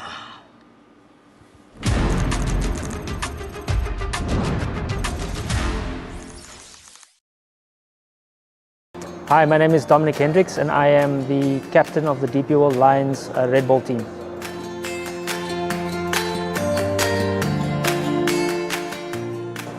I think number one, we had a great campaign. We didn't lose a game at home, and I think that was one of the keys to our success last season. The thing that impressed me the most was that we sort of won away from home quite a few times, and yeah, we were highly competitive throughout the campaign. The final was a heated affair. Unfortunately, we couldn't win that outright, and we had to settle for a draw. But I think the big thing was that we managed to get 20 wickets in that game, which was special about the final.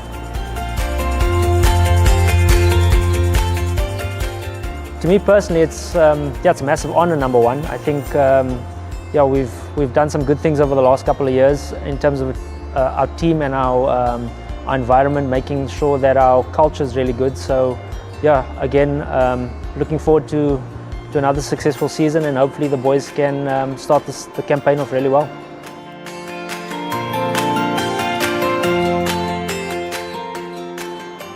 How do we carry the momentum? It's a very difficult question to answer, considering we've got quite a lot of movement this year. So I think the best thing is there is some continuity in terms of a lot of our, a majority of our players are still sort of the same faces that we've seen. So getting the likes of Mitchell, Connor, Josh, those are sort of the leadership guys to sort of carry the momentum that we had from last season, and try and get us off to a good start come this Thursday.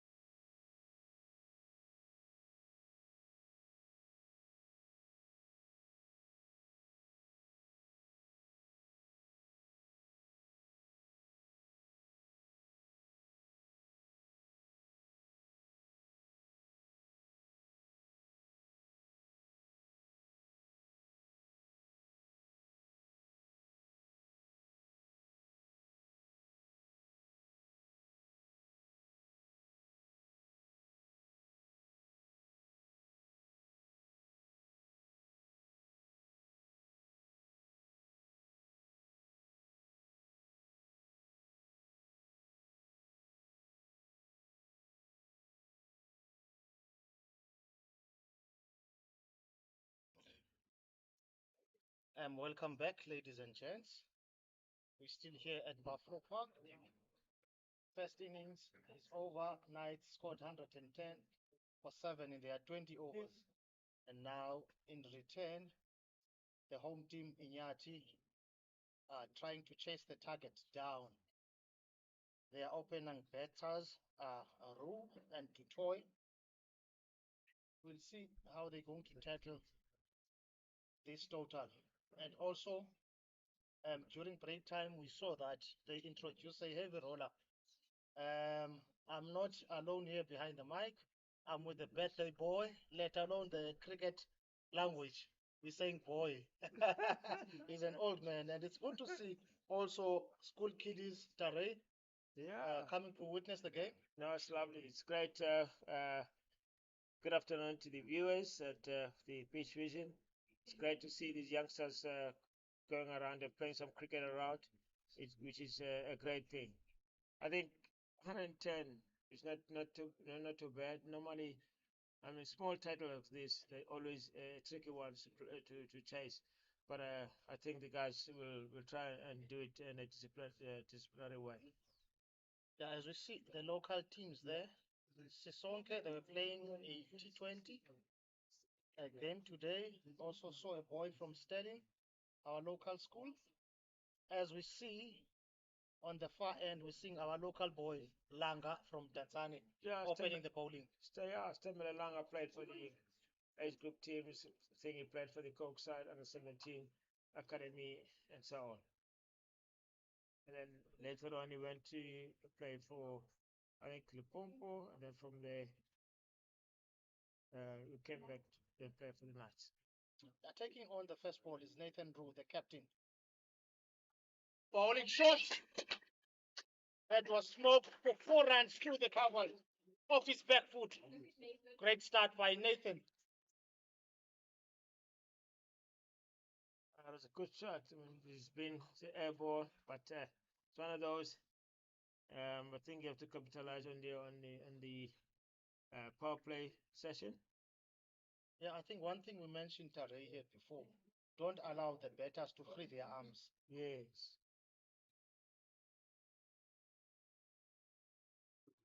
Must always keep their hands tucked in whenever they're playing a shot. Yes. And yeah, and then another thing, Ali, if I had better, instead of hitting it like that, I mean, I'll just, at least if you open up your bat and then hit it over the players instead of hitting to the guys. If you want to go hard and hit over covers, all those that over point and stuff like that. I also think Langa is a big boy. That was his first ball anyhow. Yeah. Was a loosener. So he will come back quickly back to his rhythm. He has a vast experience. He has played in our leagues here in SA, so he should know better. Indeed. Taking the strike, taking a single there.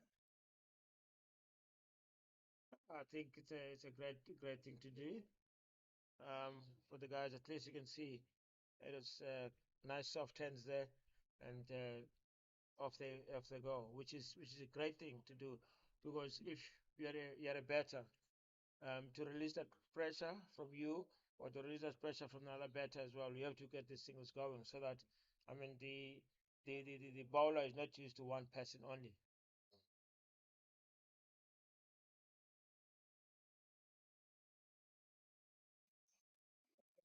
There. Opening his account is Dutoy, getting a single.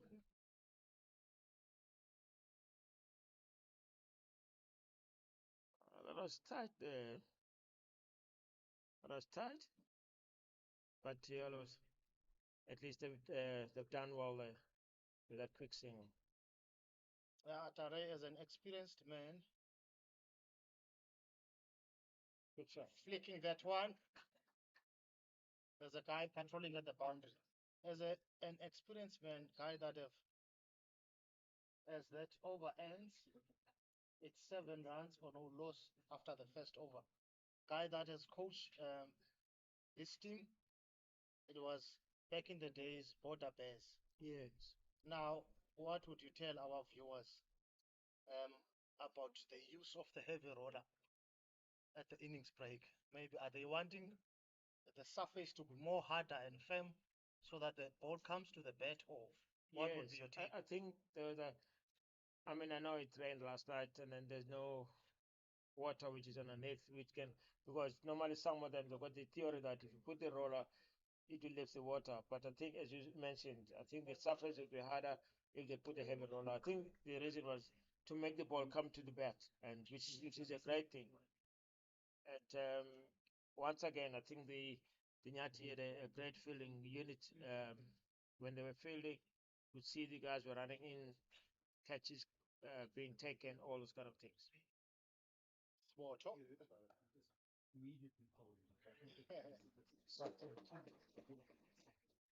It's really what you call ticks for tags. Like we saw how they stole those singles during the first innings. Because if you notice, the players are sitting right on the ring. Yes, and it's difficult when you're there to run, and if the ball is coming like soft to you, and then the guys are using soft hands, making sure that no. No run there. Did you get a cake today, Tare? Yeah, unfortunately, no. And then I'll probably get it late in the evening. Yeah. For shizzle. Yeah. Yeah, also like the colors you're wearing, Proteas colors. Yeah, thank you, man. Yeah, the boys are going to cut the tie today. And I'm looking to see the girls taking the trophy back home as well tomorrow. I'm getting ready for the girls. The girls are playing against the informed Indian side, which they lost up front at the World Cup, and then see, it's worrying me but we didn't lose anything. We just we lost one, and then we just like the momentum has been up there, which is a good thing. Trying to get underneath that one. No man's land, one bounce, 4 runs. Great shot by Tutoy. Ball that was shot by Malusi Spoto. Trying to rock back, getting underneath the ball, working it to the onside for 4. I still want us to talk about the Proteas women team. Yeah. I believe you once coached them at some point. Yes, I went to, I think it was 2 or 3. I went to England with them, whereby I was the head coach of the side. We played 2 tests and then and 3 ODIs.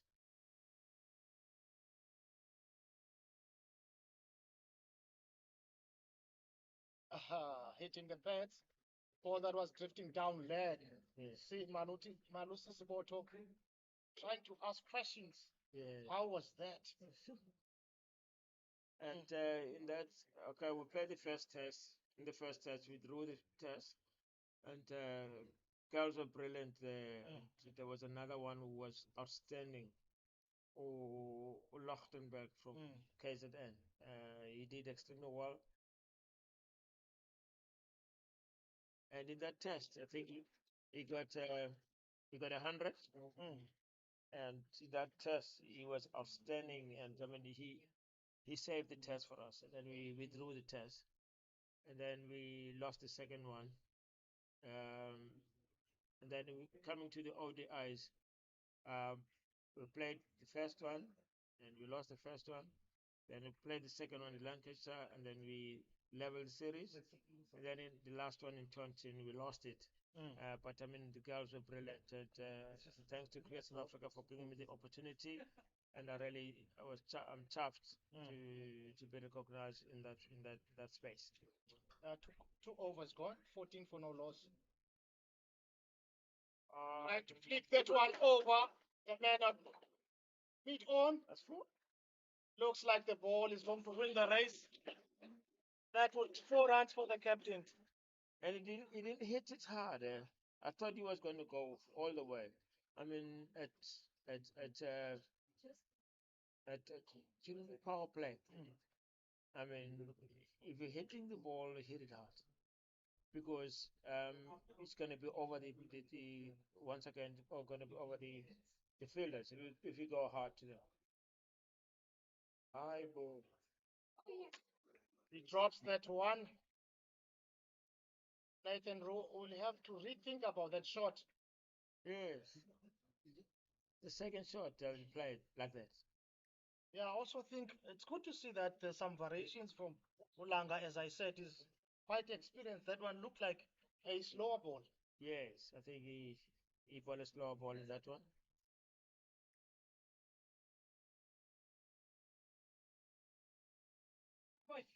Flicking that one in the air again. One bounce, 4 runs. Nathan Rowe is on song. Great shot.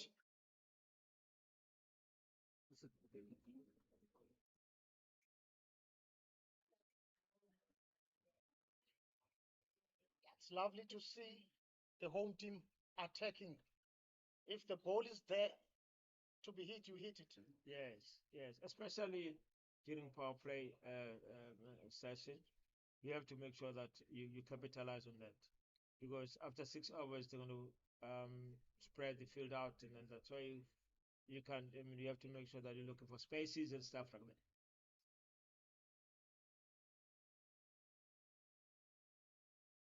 Yeah, also, you will have to lay a solid foundation on the power play so that you give freedom to your batters. Yeah, I to mean, come in. yeah, you're right. I think during the game in SWD, I think the guys like Jerome and Nathan did a great job. They laid a good foundation. And when the guys came, it was easy for them just to make sure that they're batting nicely without any pressure, and they scored and they win the game nicely. I know it was a tight game, but I mean, it was a good foundation for the Eastern Cape Iinyathi.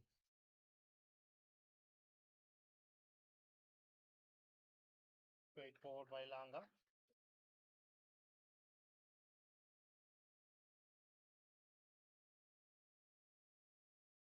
Yeah, it was a good win for the home team, playing away with SWD. Like we said with Kengesi, it would be nice to see both these teams from Division 1.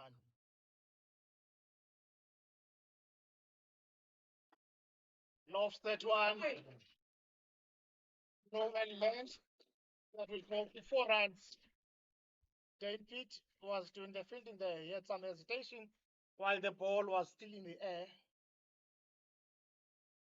He saw that, I mean, he was not going to reach his boundary. And all of a sudden, the ball win the race to the boundary. And that's the end of Langa's over. 26 for no loss after 3 overs.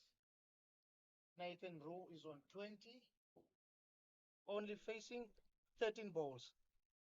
The toy is on 5. So as we were saying, Tare, maybe the difference during your time with the Proteas women and now in terms of professionalism, how much changes are there? Like maybe in terms of contracts, players back then were contracted or not contracted. Is there any difference? There's a huge difference. Where's that one for 4 runs? Malosis Moto is paying clearly. It was not rather a bad ball. That was good batting by Tutoy. Yeah, I think cricket has changed dramatically, especially when I was coaching the women's side, and we never had any of these contracts and other stuff. It was like guys they only paid meal allowances and stuff like that. There was nothing. There was no contracts. There was nothing. And like now, there's contracts with the ladies, and which is good, and making sure they do some recognitions to the ladies as well, which is a great thing. Thank you to Cricket South Africa and the sponsors, the CEO, I mean, for their great efforts to give these young ladies some opportunity. Get a single there.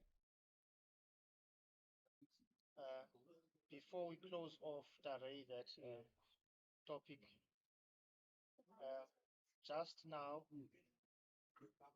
on the management side back then, did you guys had selectors, physios, and all these fancy names, the team managers, and you name it? It was amazing. It was amazing. When we went to England, we were three.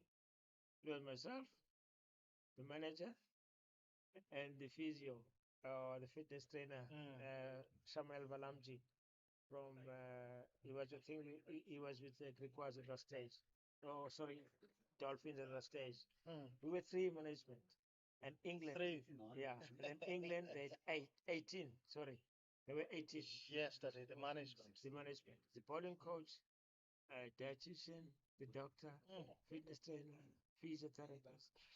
It was like bowling coach, batting coach, keeping coach. I mean, it was like 18 in the management as compared to three. But we've done extremely well. Close. Safe at the end. CSA water as well is like pulling some off cutters as well. Just to make sure that, yeah.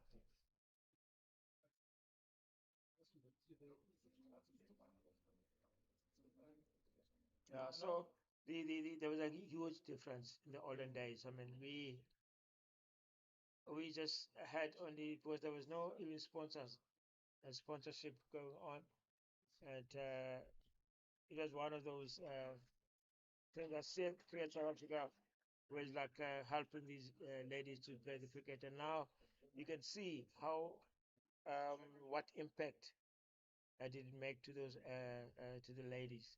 I mean, the cup, all these Walmart, all these ladies are doing well, and after this they go to the IPL. After this they go to thingy. Lots of activities. Yes, which is a great thing. I think it's a good opportunity that these girls are having, and we're really thankful for who had the idea across the board as well to have these big bashes and all those kind of things. 34 for no loss after 4. Well, ladies and gents, as you can notice, he's full of experience. We can't just let him go without us touching base on what he has done for South African cricket. He's still got lots of stories. Every black cricketer that comes from this side also went through the ranks, passing by on his hands. Le nto kuthiwa sisisele senyathi. It's spot on. Spot on. As we see, Mbongi Mhlanga. Great going direct by the home team is Iinyathi, 34 for no loss. Okay. So as we see now, they're trying to drop the pace. Yes.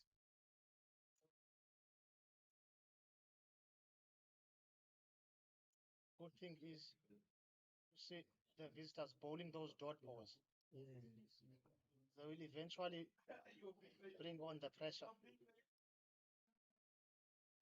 Sweep that one. Pass by leg. That was at 45 for 4 runs. Great shot.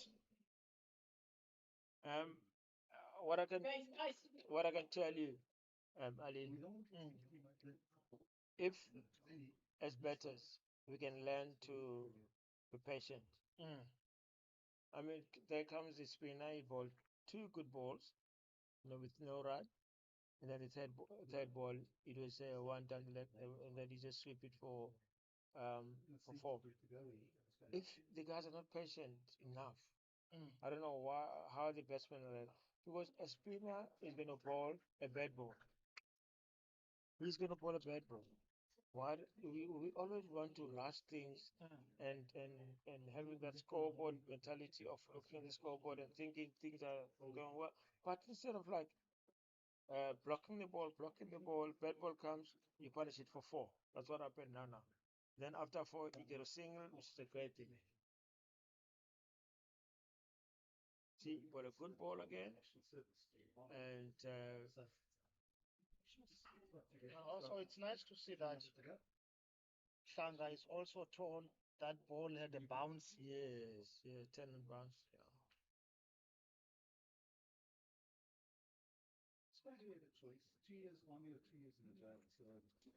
Yeah. That's the end of the 5th. And the score now is 40 runs for no loss. Nathan Rowe is on 27, facing 19 deliveries.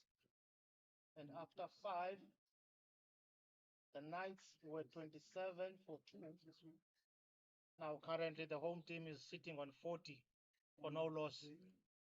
And I just want to compliment the coach and his staff as well, Tumelo Madibe, who's been working hard with these youngsters. I look at the bowling unit, guys bowled extremely well.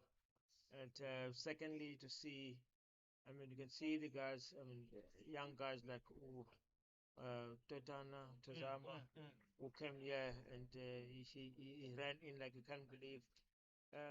It's good to see that youngsters coming up now, seeing those great ranks, because there were 1 or 2 guys who are injured, strike bowlers, Nick and Ted, and, but you got guys who are just putting their hands up.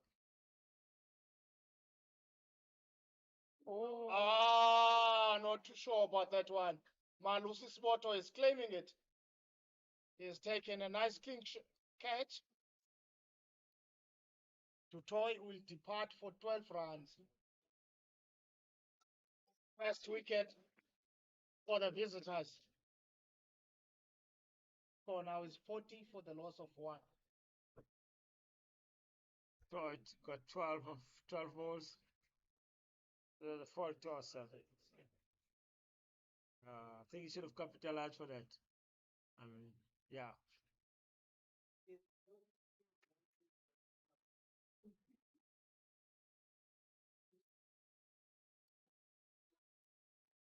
New batsman in, Ruth Van.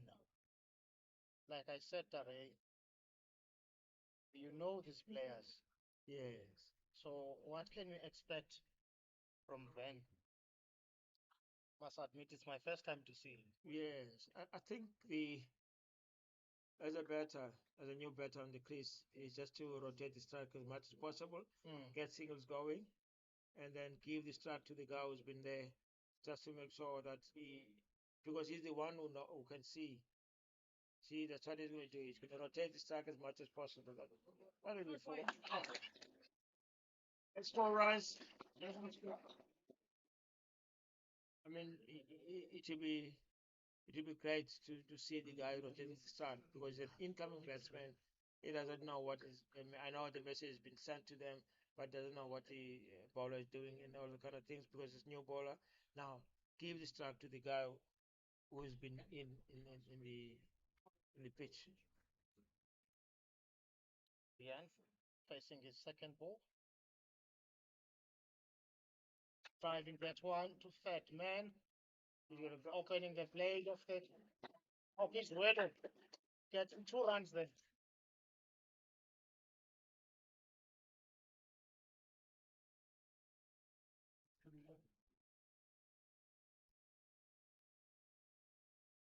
It's good to see the home team tries to be aggressive.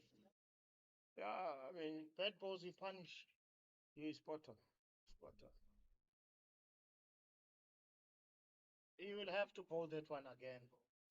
Wide ball. Also, one thing I must recommend, Ray. Yeah. I was happy to see that our home team only contributed 2 extras. That's good to see. Yes, The number of those extras. I've been with the guys at the Nets. I mean, I've been assisting in making sure that the courts are having nice sessions as well. And I've been to with the Iinyathi practice. I saw the guys there. I mean, even the coaches spoken to them and said, "Listen, guys, I mean, with no balls, with this and that and that. I mean, they know the pitch. They know their homeboys. They know they have to make sure that they capitalize on that because it's their home advantage. Good things are happening this side of the world, or rather South Africa. And also, we saw your bowling coach getting a call from CSA with the SAA team going to India. Yes. I see they're doing very well that side as well. I know they left last week. I think he left last week Saturday. He left last Saturday, and then Luando Manase came in his position just to make sure that things are looking good as well. And it's happening, and that is starting with the school setup. Ali, that's one. Stealing that one. Good run. I mean, starting with us at the schools level, with Mawande Toko leading the schools pack, it is a great thing to see. 2 and 11. They had some tours. They had Johannesburg, 2 and 11 teams, 2 and 12 teams, and 3 and 13 teams, and 2 and 15 teams going up to Joburg and Pretoria, which is a good thing. And you've got those normal provincial teams, 2 under 16 and 2 under 16 boys and 2 under 16 girls. Very risky one there. That's close. That's close. A risky one. Good feeling. One player was halfway down the pitch. Good feeling from the Knights guys. Maybe also you would like to see some more communication between the batters there as we end the power play, and the score is 49 for 1. If my memory serves me well, Tare, it took them about 10 overs or so to get where Iinyathi are now. Yes. I mean, you know, when you see that position, earlier on, what happened is that, I mean, earlier on, Nathan Rowe didn't want to do anything. All he wanted to do is just to attack. And then when that foundation is laid, it's easy for them to get the signals going. And it doesn't put any pressure for you at the end to want to go for big runs, like with the run rate of 10 and up. So it's a good thing to do, just to rotate the strike as much as possible, and then take it from there. Let's see how they're going to handle the Protea spin bowler, Dane Pitch. Gets a single there, getting off the mark is Nathan Rowe.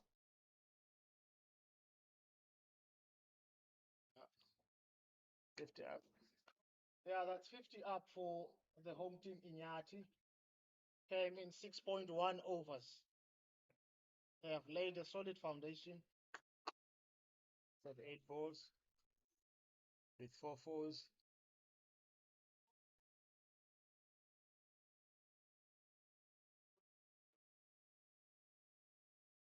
So the equation, Tare, is still simple. A runner ball, you still win. You're right. Red ball, you punish, you put away. With spinners.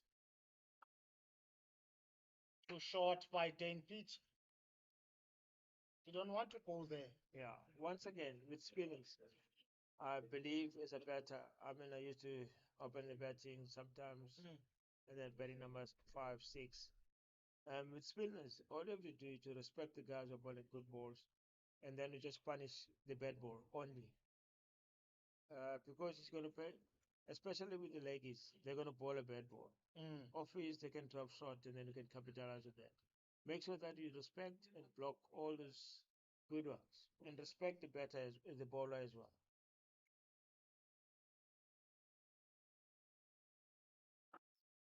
Past the bowler's head. 1 bounce, 4 runs. What a smack. Nice punch there.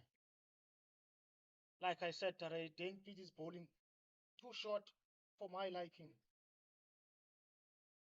He was supposed to bowl wicket to wicket on the money. Needs to be tight, not when you've got a short score.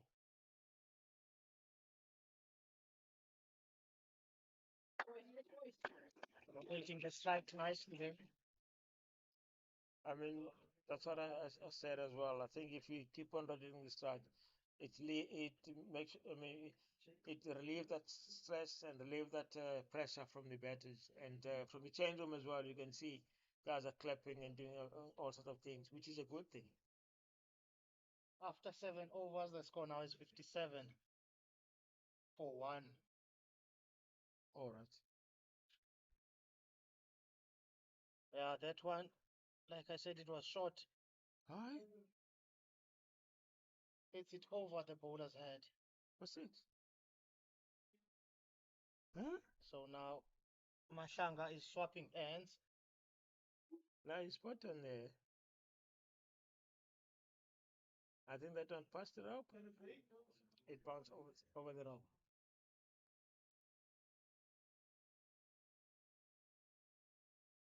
Forcing that one. Pass backward point. Ball racing to the rope. And it was the race. 4 runs for Vian Ruthven. This is great batting, Tari, by the home team. Once again, I'll say to the guys, I mean, when Vian comes, all he has to do is a new batter. He's not going to want to go for it. All he has to do is just rotate the strike as much as possible. I mean, when it passes the fielder in this field, you almost get like fours and stuff like that, that's what he's getting. Just rotate the strike as much as possible. Yeah, good brand of cricket the home team is playing. Yeah. Now showing that composure as well. Yeah, I was just saying, Ali, it's hard work from the coach and his staff. I mean, they've done extremely well. I mean, these guys come here sometimes 7 o'clock in the morning, hitting balls. Obviously, hitting balls in the middle, at the nets. And then others are going out, like we found Malika outside, hitting catches, doing keeping. And then you see, I saw like Cezanne at one stage having cover catches and stuff like that in the middle. It's like these guys are communicating what they're doing. There's a good team spirit among the guys, and it's happy. It's a nice one going to mid wicket there.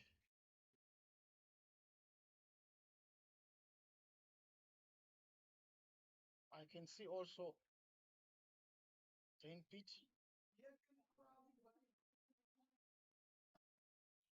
is not settling well.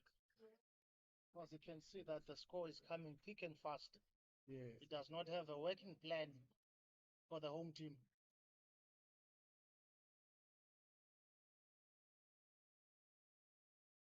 Cuts that one nicely. And cuts it well. As the over comes to an end at 65 runs for the loss of 1 wicket. Nathan Rowe is 32 and Rathwin 19.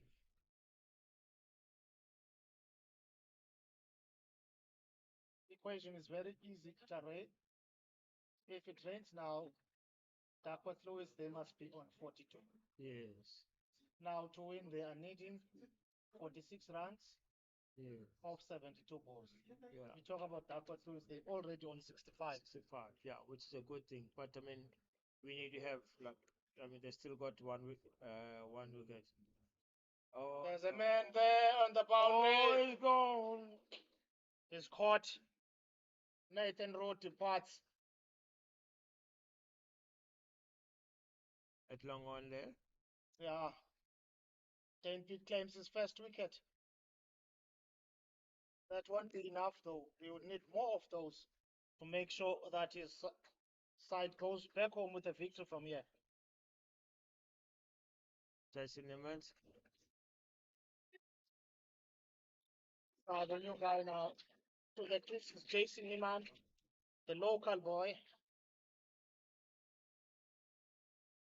Played very well on their previous game. Unfortunately, he couldn't convert. Yeah. But that you can't blame to anyone. No. Because the game was over. It's true. Now he played well. Now he played well last time. And I mean, it is a team effort. Roo got 32 of 26 with 5 fours, no sixes. Yeah, one thing I was going to say, Tare, Dane Pitt was playing at the SA20 for Cape Town, Mumbai. And there's one thing I've noticed, he learned the carom ball. Yeah. I would like to see him using it on this league as well, just to perfect it. Yes. Oh, that was looking like drifting down left. He's playing in his second scalp. Dane Pitt doing all the damage. Home team won't like to see that happening. Two consecutive wickets falling.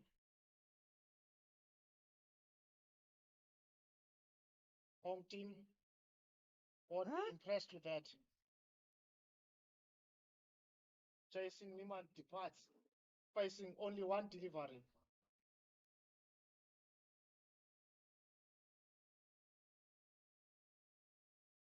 They will have to go back to the drawing board and make sure they don't lose more wickets.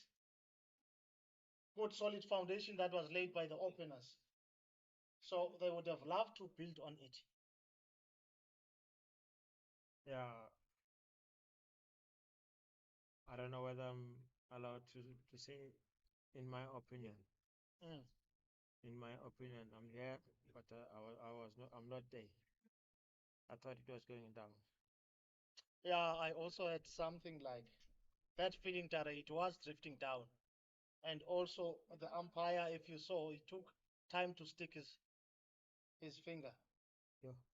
Dane Pitt on his hat-trick ball. Hopeman facing. Down the ground, getting one round. Dane Pitt won't get his hat-trick. That was great bowling by him.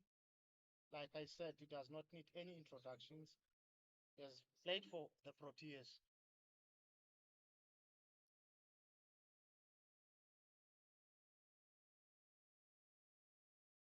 He's a high now. And they would love to make as much noise as possible. So to confuse the Iinyathi. What happened there? Is it he just missed the wickets or it just went high?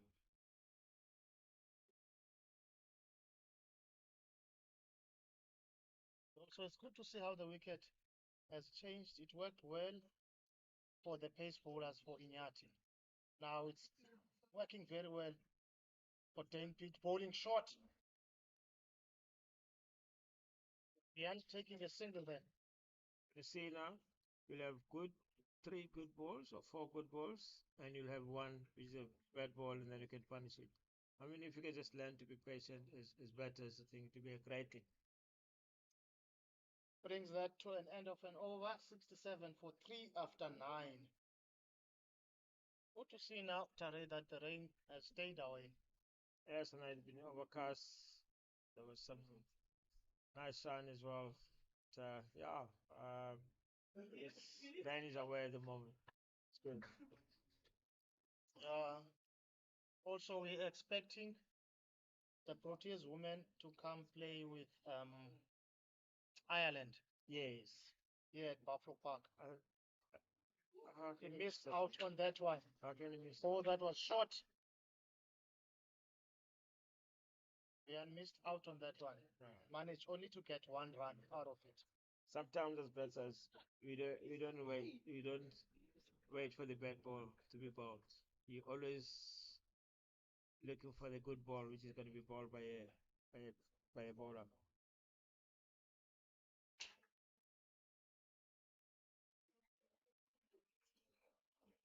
I'm liking this match after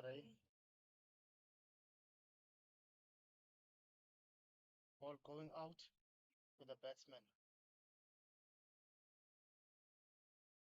It looks like that the bowler is putting the ball on the right areas. Maybe I would have loved to see them attacking as well. But it looks like he's targeting, he's wanting to bowl the pads.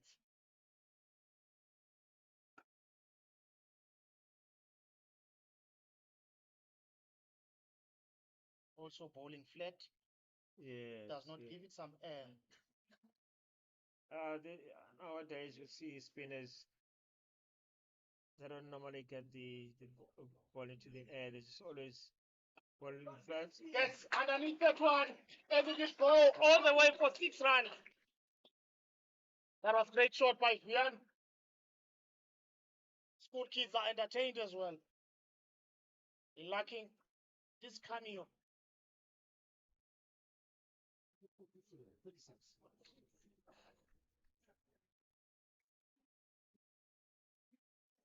And also maybe what David would want to do is to rotate your bowlers because the score, it does not have the luxury of a big score.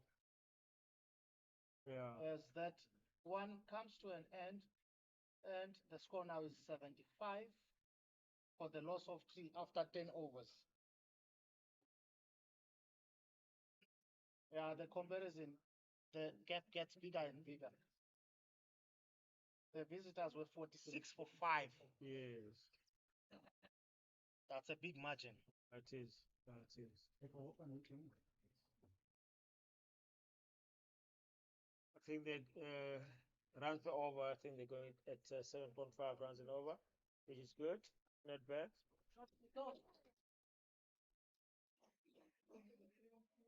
Sensible cricket by Copeland.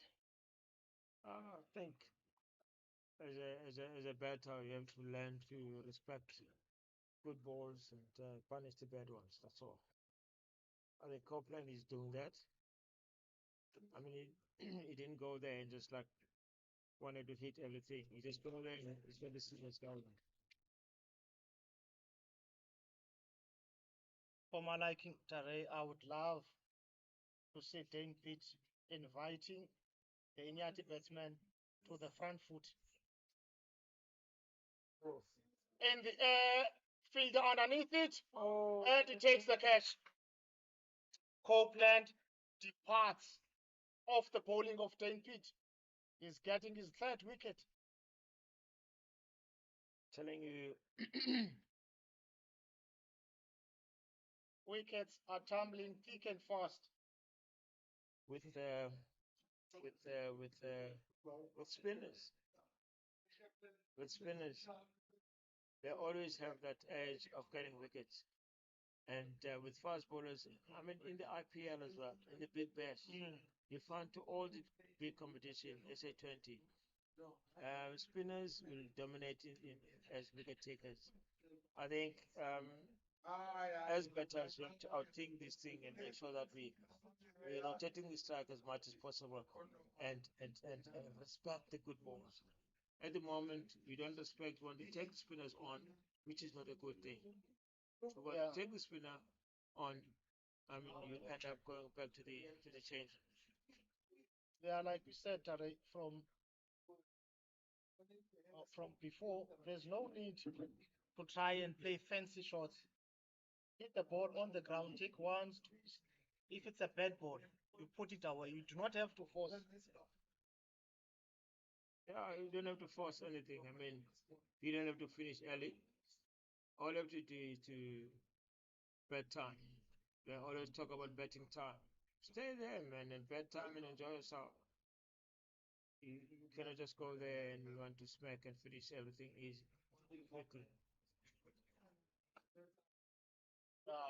I'm seeing now Pitt has 2 slip cordons. Malika. The matchup is conducive. Ball is going out. Just what we said. It's needless to do that. He was supposed to be on his front foot driving there. It's the second ball. That's second ball. Now they're changing the fielder, putting a guy at foul corner. Making a single there, Malika. And that's the end of an over. 78 for 4. It's a pity, Tare. It's 11 overs gone. At the end of 10th over, it was 75 for 1. Yeah. So the rate we're losing wicket is really something the batters should ponder about. Yeah. As we see now, Malusi Siboto coming back to the attack. Looks like the wicket is becoming too paced now. We witnessed on the first half all the pace bowlers for Iinyathi taking wickets. Now the majority of the wickets here, they were all claimed by Dane Pitt. Yeah. Spoto coming for his second spell from the graveyard end. Well, 2 overs was hit for 14, and yeah, with 2 fours. He's also going to be coming around over the wicket rather.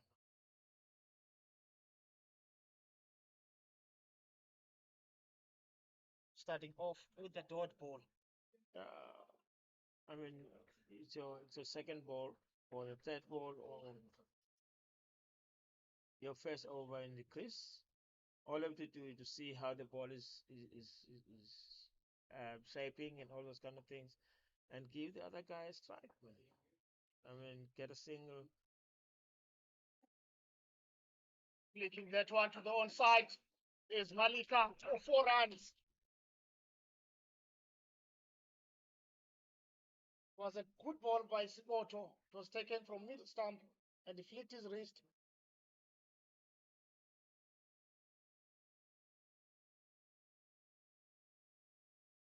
It's good to see now and then getting those boundaries, Daray. Yes, yes. But also they must be able to rotate the strike. Those singles can take them somewhere, I'm telling you.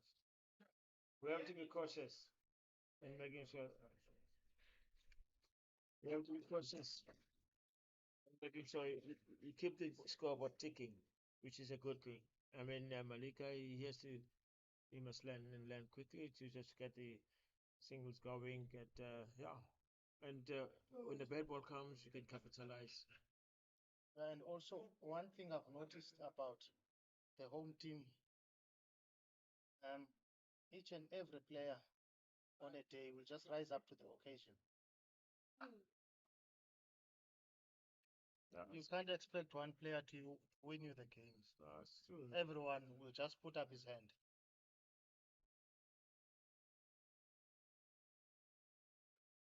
No, you're right. I mean, Charon Bosel had a good start in SWD and Roo, and then all of a sudden, at the end, Jason finished off nicely. I mean, yeah, we got guys started nicely, having a good foundation. Ruthven is just like getting in there, just getting the scoreboard ticking. Yeah, and also he will have to stay until the end. Make sure he does not lose his wicket. Is Vian Ruthven. Seeing now they are consistently changing their fielding positions. Yeah.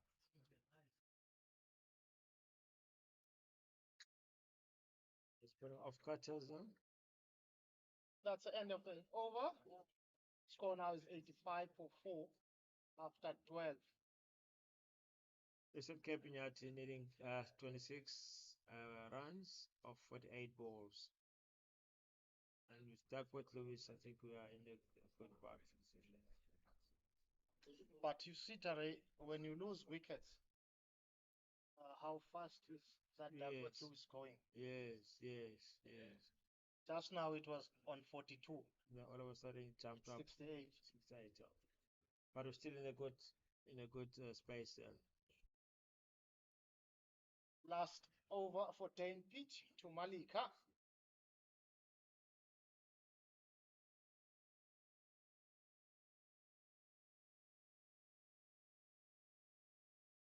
He would like to get one more wicket from this over. No.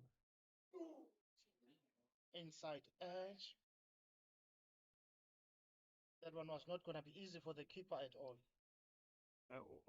If I may ask, why do you have to take him on now?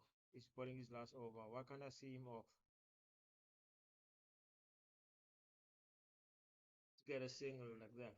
Yeah, it's the adrenaline, Tare. Yes, yeah. I think the players are itching. They can't wait to get that bad ball. Yes. And now what you will get now is the premeditated shots. Yes. The shot selection is very vital there. That's true. How you execute your shots, it will determine you a good inning. Spot on.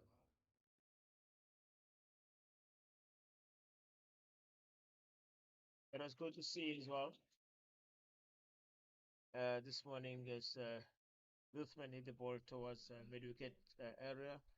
I mean, this morning there was a T20 semi-finals, Bows versus Sonke, and they played well. And there were two guys who played it well, Lubaba Lulanga and Akona Khaibe, who played it well. And they did extremely well. I mean, they lost the game probably in the last over.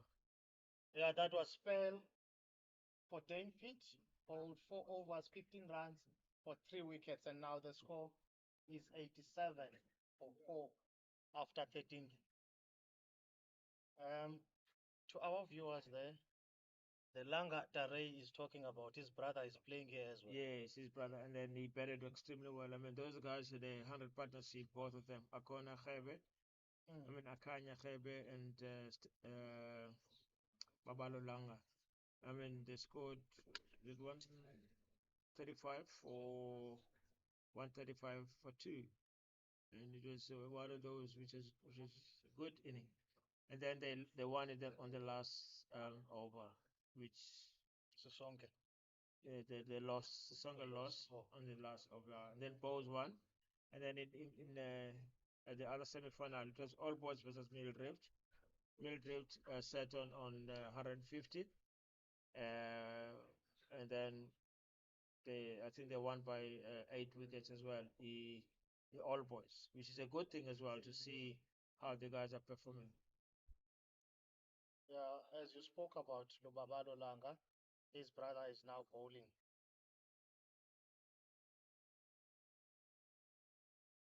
Inside edge on that one. Like you can hear the crowd is also applauding him behind him. He's the local boy. Yeah. Like you just mentioned, his brother is playing for Sisonge, but pity they couldn't win their game. I haven't been into this situation that your brother is playing professional for another team. Yeah. I lost. If my brother wins, much as I'm supporting the home team, how's the feeling? Normally, you know where the loyalties lie on. I mean, the guys, they're from the Eastern Cape. The loyalties lie from here. Yeah.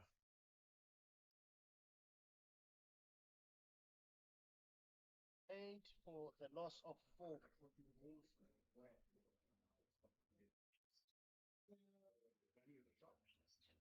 Big wicket is still there.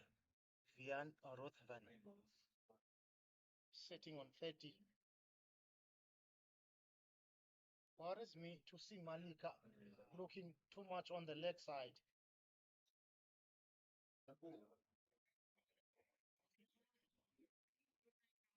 Getting a single there. And there's nothing they can do wrong from here if they are rotating the strike. Yes. I'm a big fan of a left-right combination. You're right. There was a no ball there with a free hit now. And I don't know, Vian, where is it going to be? Maybe put that one away. Or maybe Langa will bowl a nice off cutter. We'll see. Overstepped there. Yeah. There comes a free hit.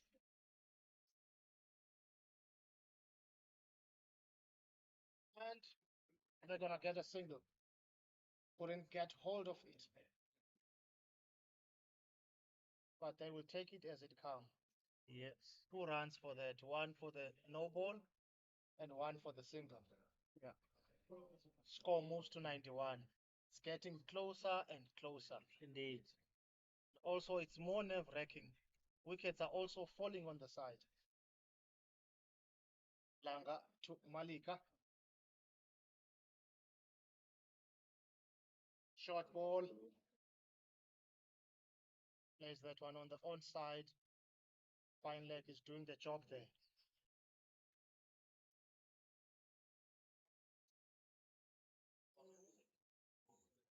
See what I was saying, this left and right combination, the fielders are not settling.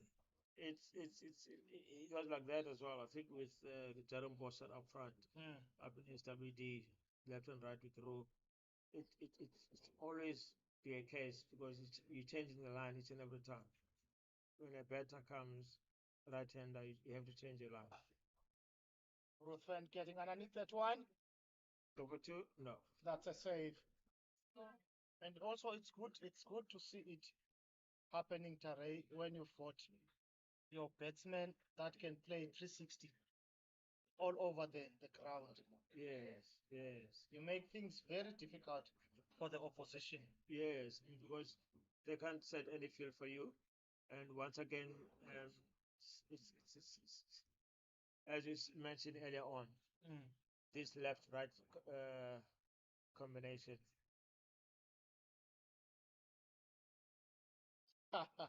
Langa was interested there for once. Looked like that was a slower ball. Yeah, I put it off cutter. It caught him when he was crouching, trying to pull it. As the over comes to an end, the score now is 93 for 4 after 14 overs. Yes. It was a cutter. Maybe if we had some reviews here, Ray. something maybe was going to happen then. Equation is easy. Balls left 36, runs to win 18.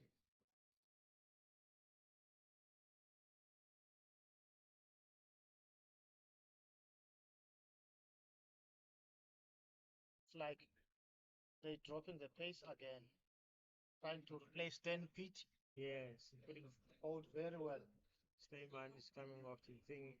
And even then, once again, when the new bowler comes, as batters, we always say, okay, let's capitalize on this guy. Instead of like, listen, see the guy off, look for singles, and then later on you can just go for it. I mean, you cannot just want to see off this guy. Short, airborne. Claim 1 run for that. Hey, nah. Adrenalines are pumping high, Taray. Like we just explained, the equation is easy. 35 balls left and 17 runs to win. A runner ball can make you justice. There's no need for silly singles or whatever. And also the communication. Yes, simple.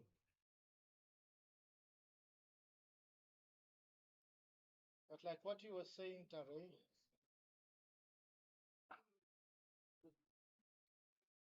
now the batters are wanting to take on the new bowler or the part-timer. Yes. Those people, they are always brought in to take wickets. Yeah. They've got nothing to lose. I mean, if you give Raymond Boyd the ball, he's a keeper and number the ball's off his. Why want to hit him out the park? Instead of not just rotating the strike. Respect the good ball, and he's going to bowl a bad ball, you can punish it for 4. Past the bowler's head. And it goes for 4. That was great batting there by Vian. He will have to stay there until the end. Safe shot past the bowler's head. Can never go wrong. from that shot. Yeah.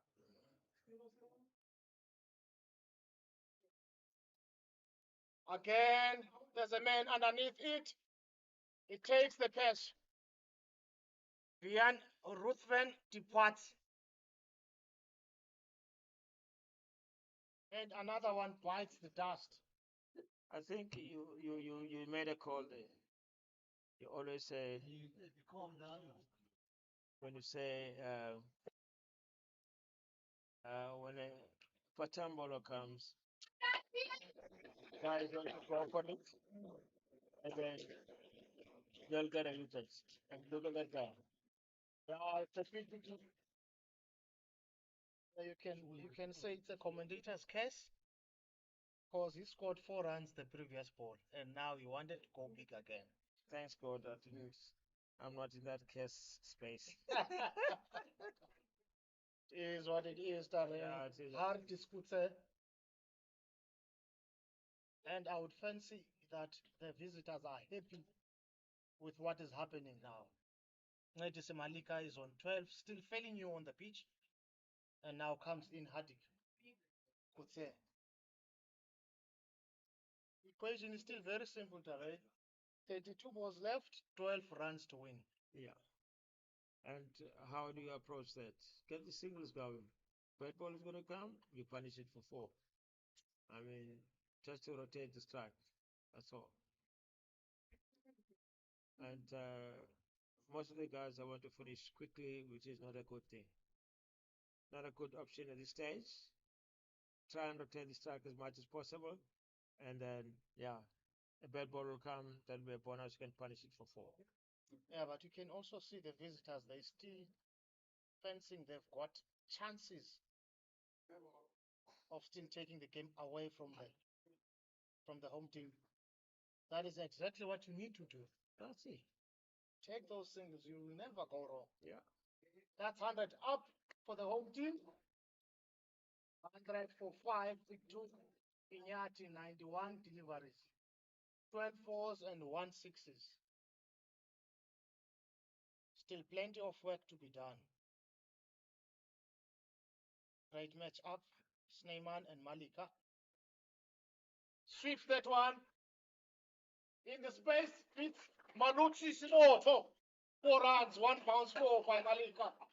It's getting closer and closer, Tare, to the finish line. I mean, there was no. End of the over. The score now is 104 for 5 after 15 overs.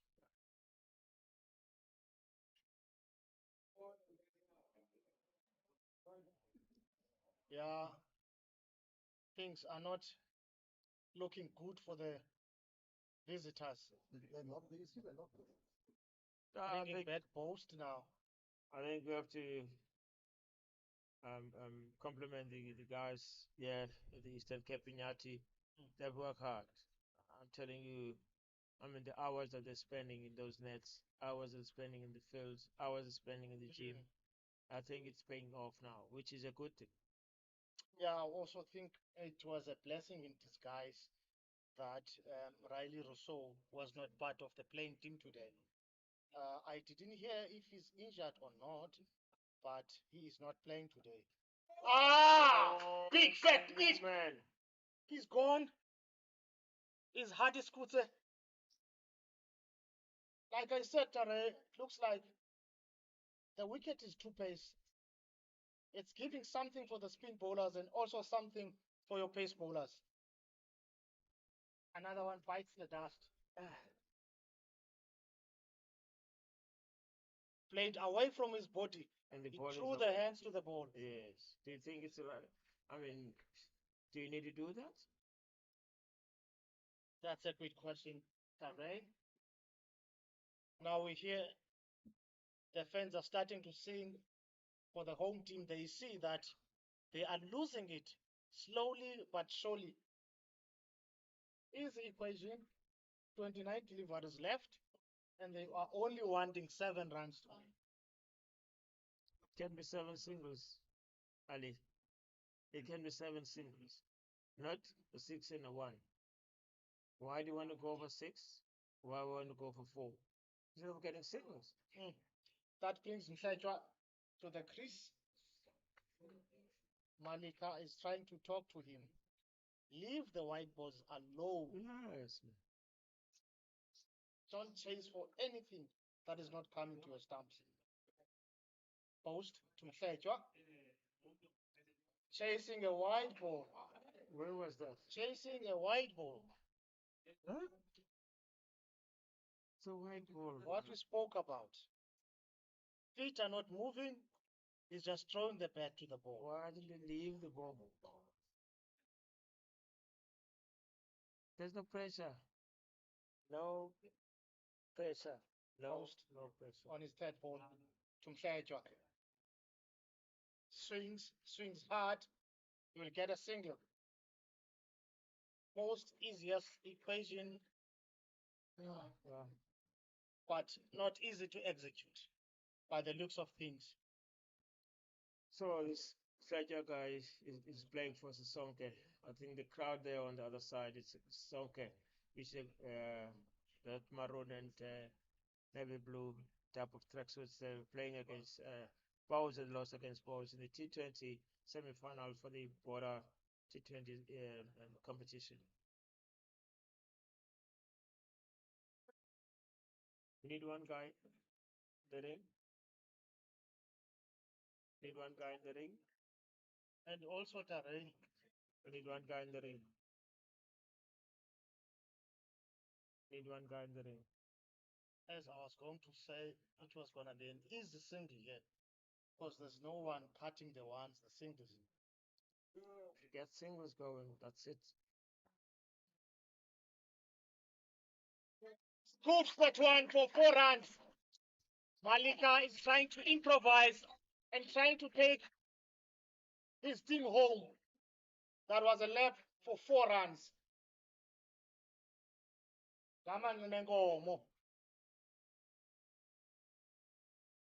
2 runs to win. Of 26 balls. Yeah, maybe David would want his players to come inside the circle, try to save these runs. But now you're needing 2 runs, you still have lots of guys outside patrolling the boundary.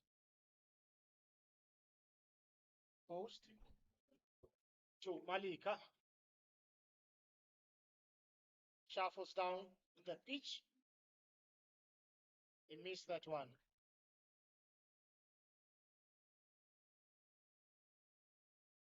He will have to hold his nerves. Yeah, I'm holding my nerves as well. Yeah, it's not an easy one. It looks easy, but it's tricky. Yeah. Remember, these guys are getting paid to do what they're doing. Post to Malika. It's wide. And that was the end of an over. The score now is 109 for 6. After the 16th, the target now, they only needing 2 runs to win. Of 24 balls. A lot of things can happen. No balls, white balls. All they need to do is to be patient. Yes. I mean, get a single, go to the other side and wait for the other ball. Get a single and then you finish. This is what I like to see happening. You see, something is not right. Dane Pitt is also changing his fielders. Each and every team take this game home. Looks like it's impossible for him to defend 2 runs. As shown, looks like Lundimbana. That will be the final nail in the coffin of the Willow of Mshechwa. The home team are victorious. Back-to-back wins. They went to SWD, came back with a win, hosting the Knights here today, and they became victorious. Great cut short by Mshechwa. to finish the game. That was the final nail in the coffin. 113 for 6. I think they started nicely and they let it slip. There was a lapse of concentration at one stage, and then all of a sudden, boom, boom, many collapsed, and then all of a sudden they came to victory, which is great. To the viewers, I just want to thank them very much. I mean, the Eastern Cape Iinyathi won by 4 wickets, and on the 16th over, and congratulations to the Eastern Cape Iinyathi. Thanks, man.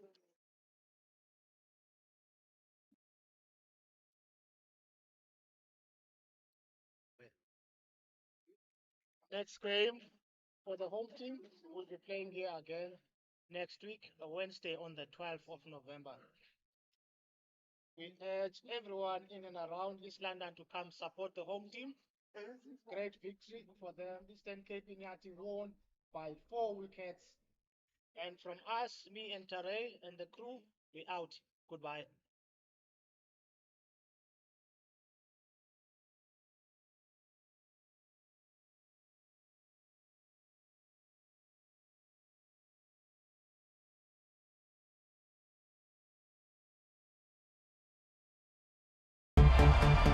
Lights. The stage is set. Camera. The shortest format, the biggest throw. Action. Lovely shot. Oh, bullseye. It's taken. A series from 4 October to 15 March. Remember those blissful long summer days? Bright smoke drifting across the stands. The hiss on the grass banks. And the thrill of getting your hero's autograph? Remember when we came together for more than just cricket? For the rivalries, the banter, and for those moments that brought us all to our feet. Sensational catch. Right out of the stadium. What a shot that is. Remember that feeling? It's back. Every team, every format, from the fire of the T20 Challenge to the battles of the One Day Cup. The intrigue of the 4-day series and the brilliance of the Hollywood Bets Pro Series. Boulder! This season, it's time to make new memories. Book your ticket to the best of South African domestic action. Head to cricket.co.za for all the details. With hometown pride on the line. Uza nawe. So tell me, these Proteas, are they talented? Yeah. Fierce. Yeah. Dynamic. Yeah. Do they have the passion? That is an outstanding catch. Yeah. Is ambition a part of this team? Yeah. Do they look unstoppable? Yeah. Unbreakable? Yeah. Unafraid? Yeah. Will they win the Cricket World Cup? Absolute class from Laura Volkman. Just like that. What's this? It's a jumble. This is unbelievable. This is fantasy cricket. Join the charge. Support the Proteas women on their journey to World Cup glory.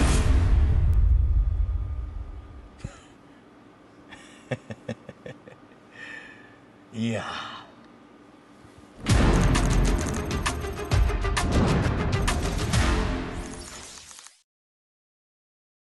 Hi, my name is Dominic Hendricks and I am the captain of the DP World Lions Red Ball team.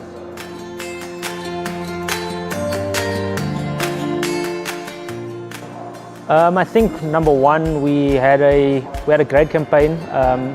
We didn't lose a game at home, and I think that was one of the keys to our success last season. The thing that impressed me the most was that we sort of won away from home quite a few times, and yeah, we were highly competitive throughout the campaign. The final was a heated affair. Unfortunately, we couldn't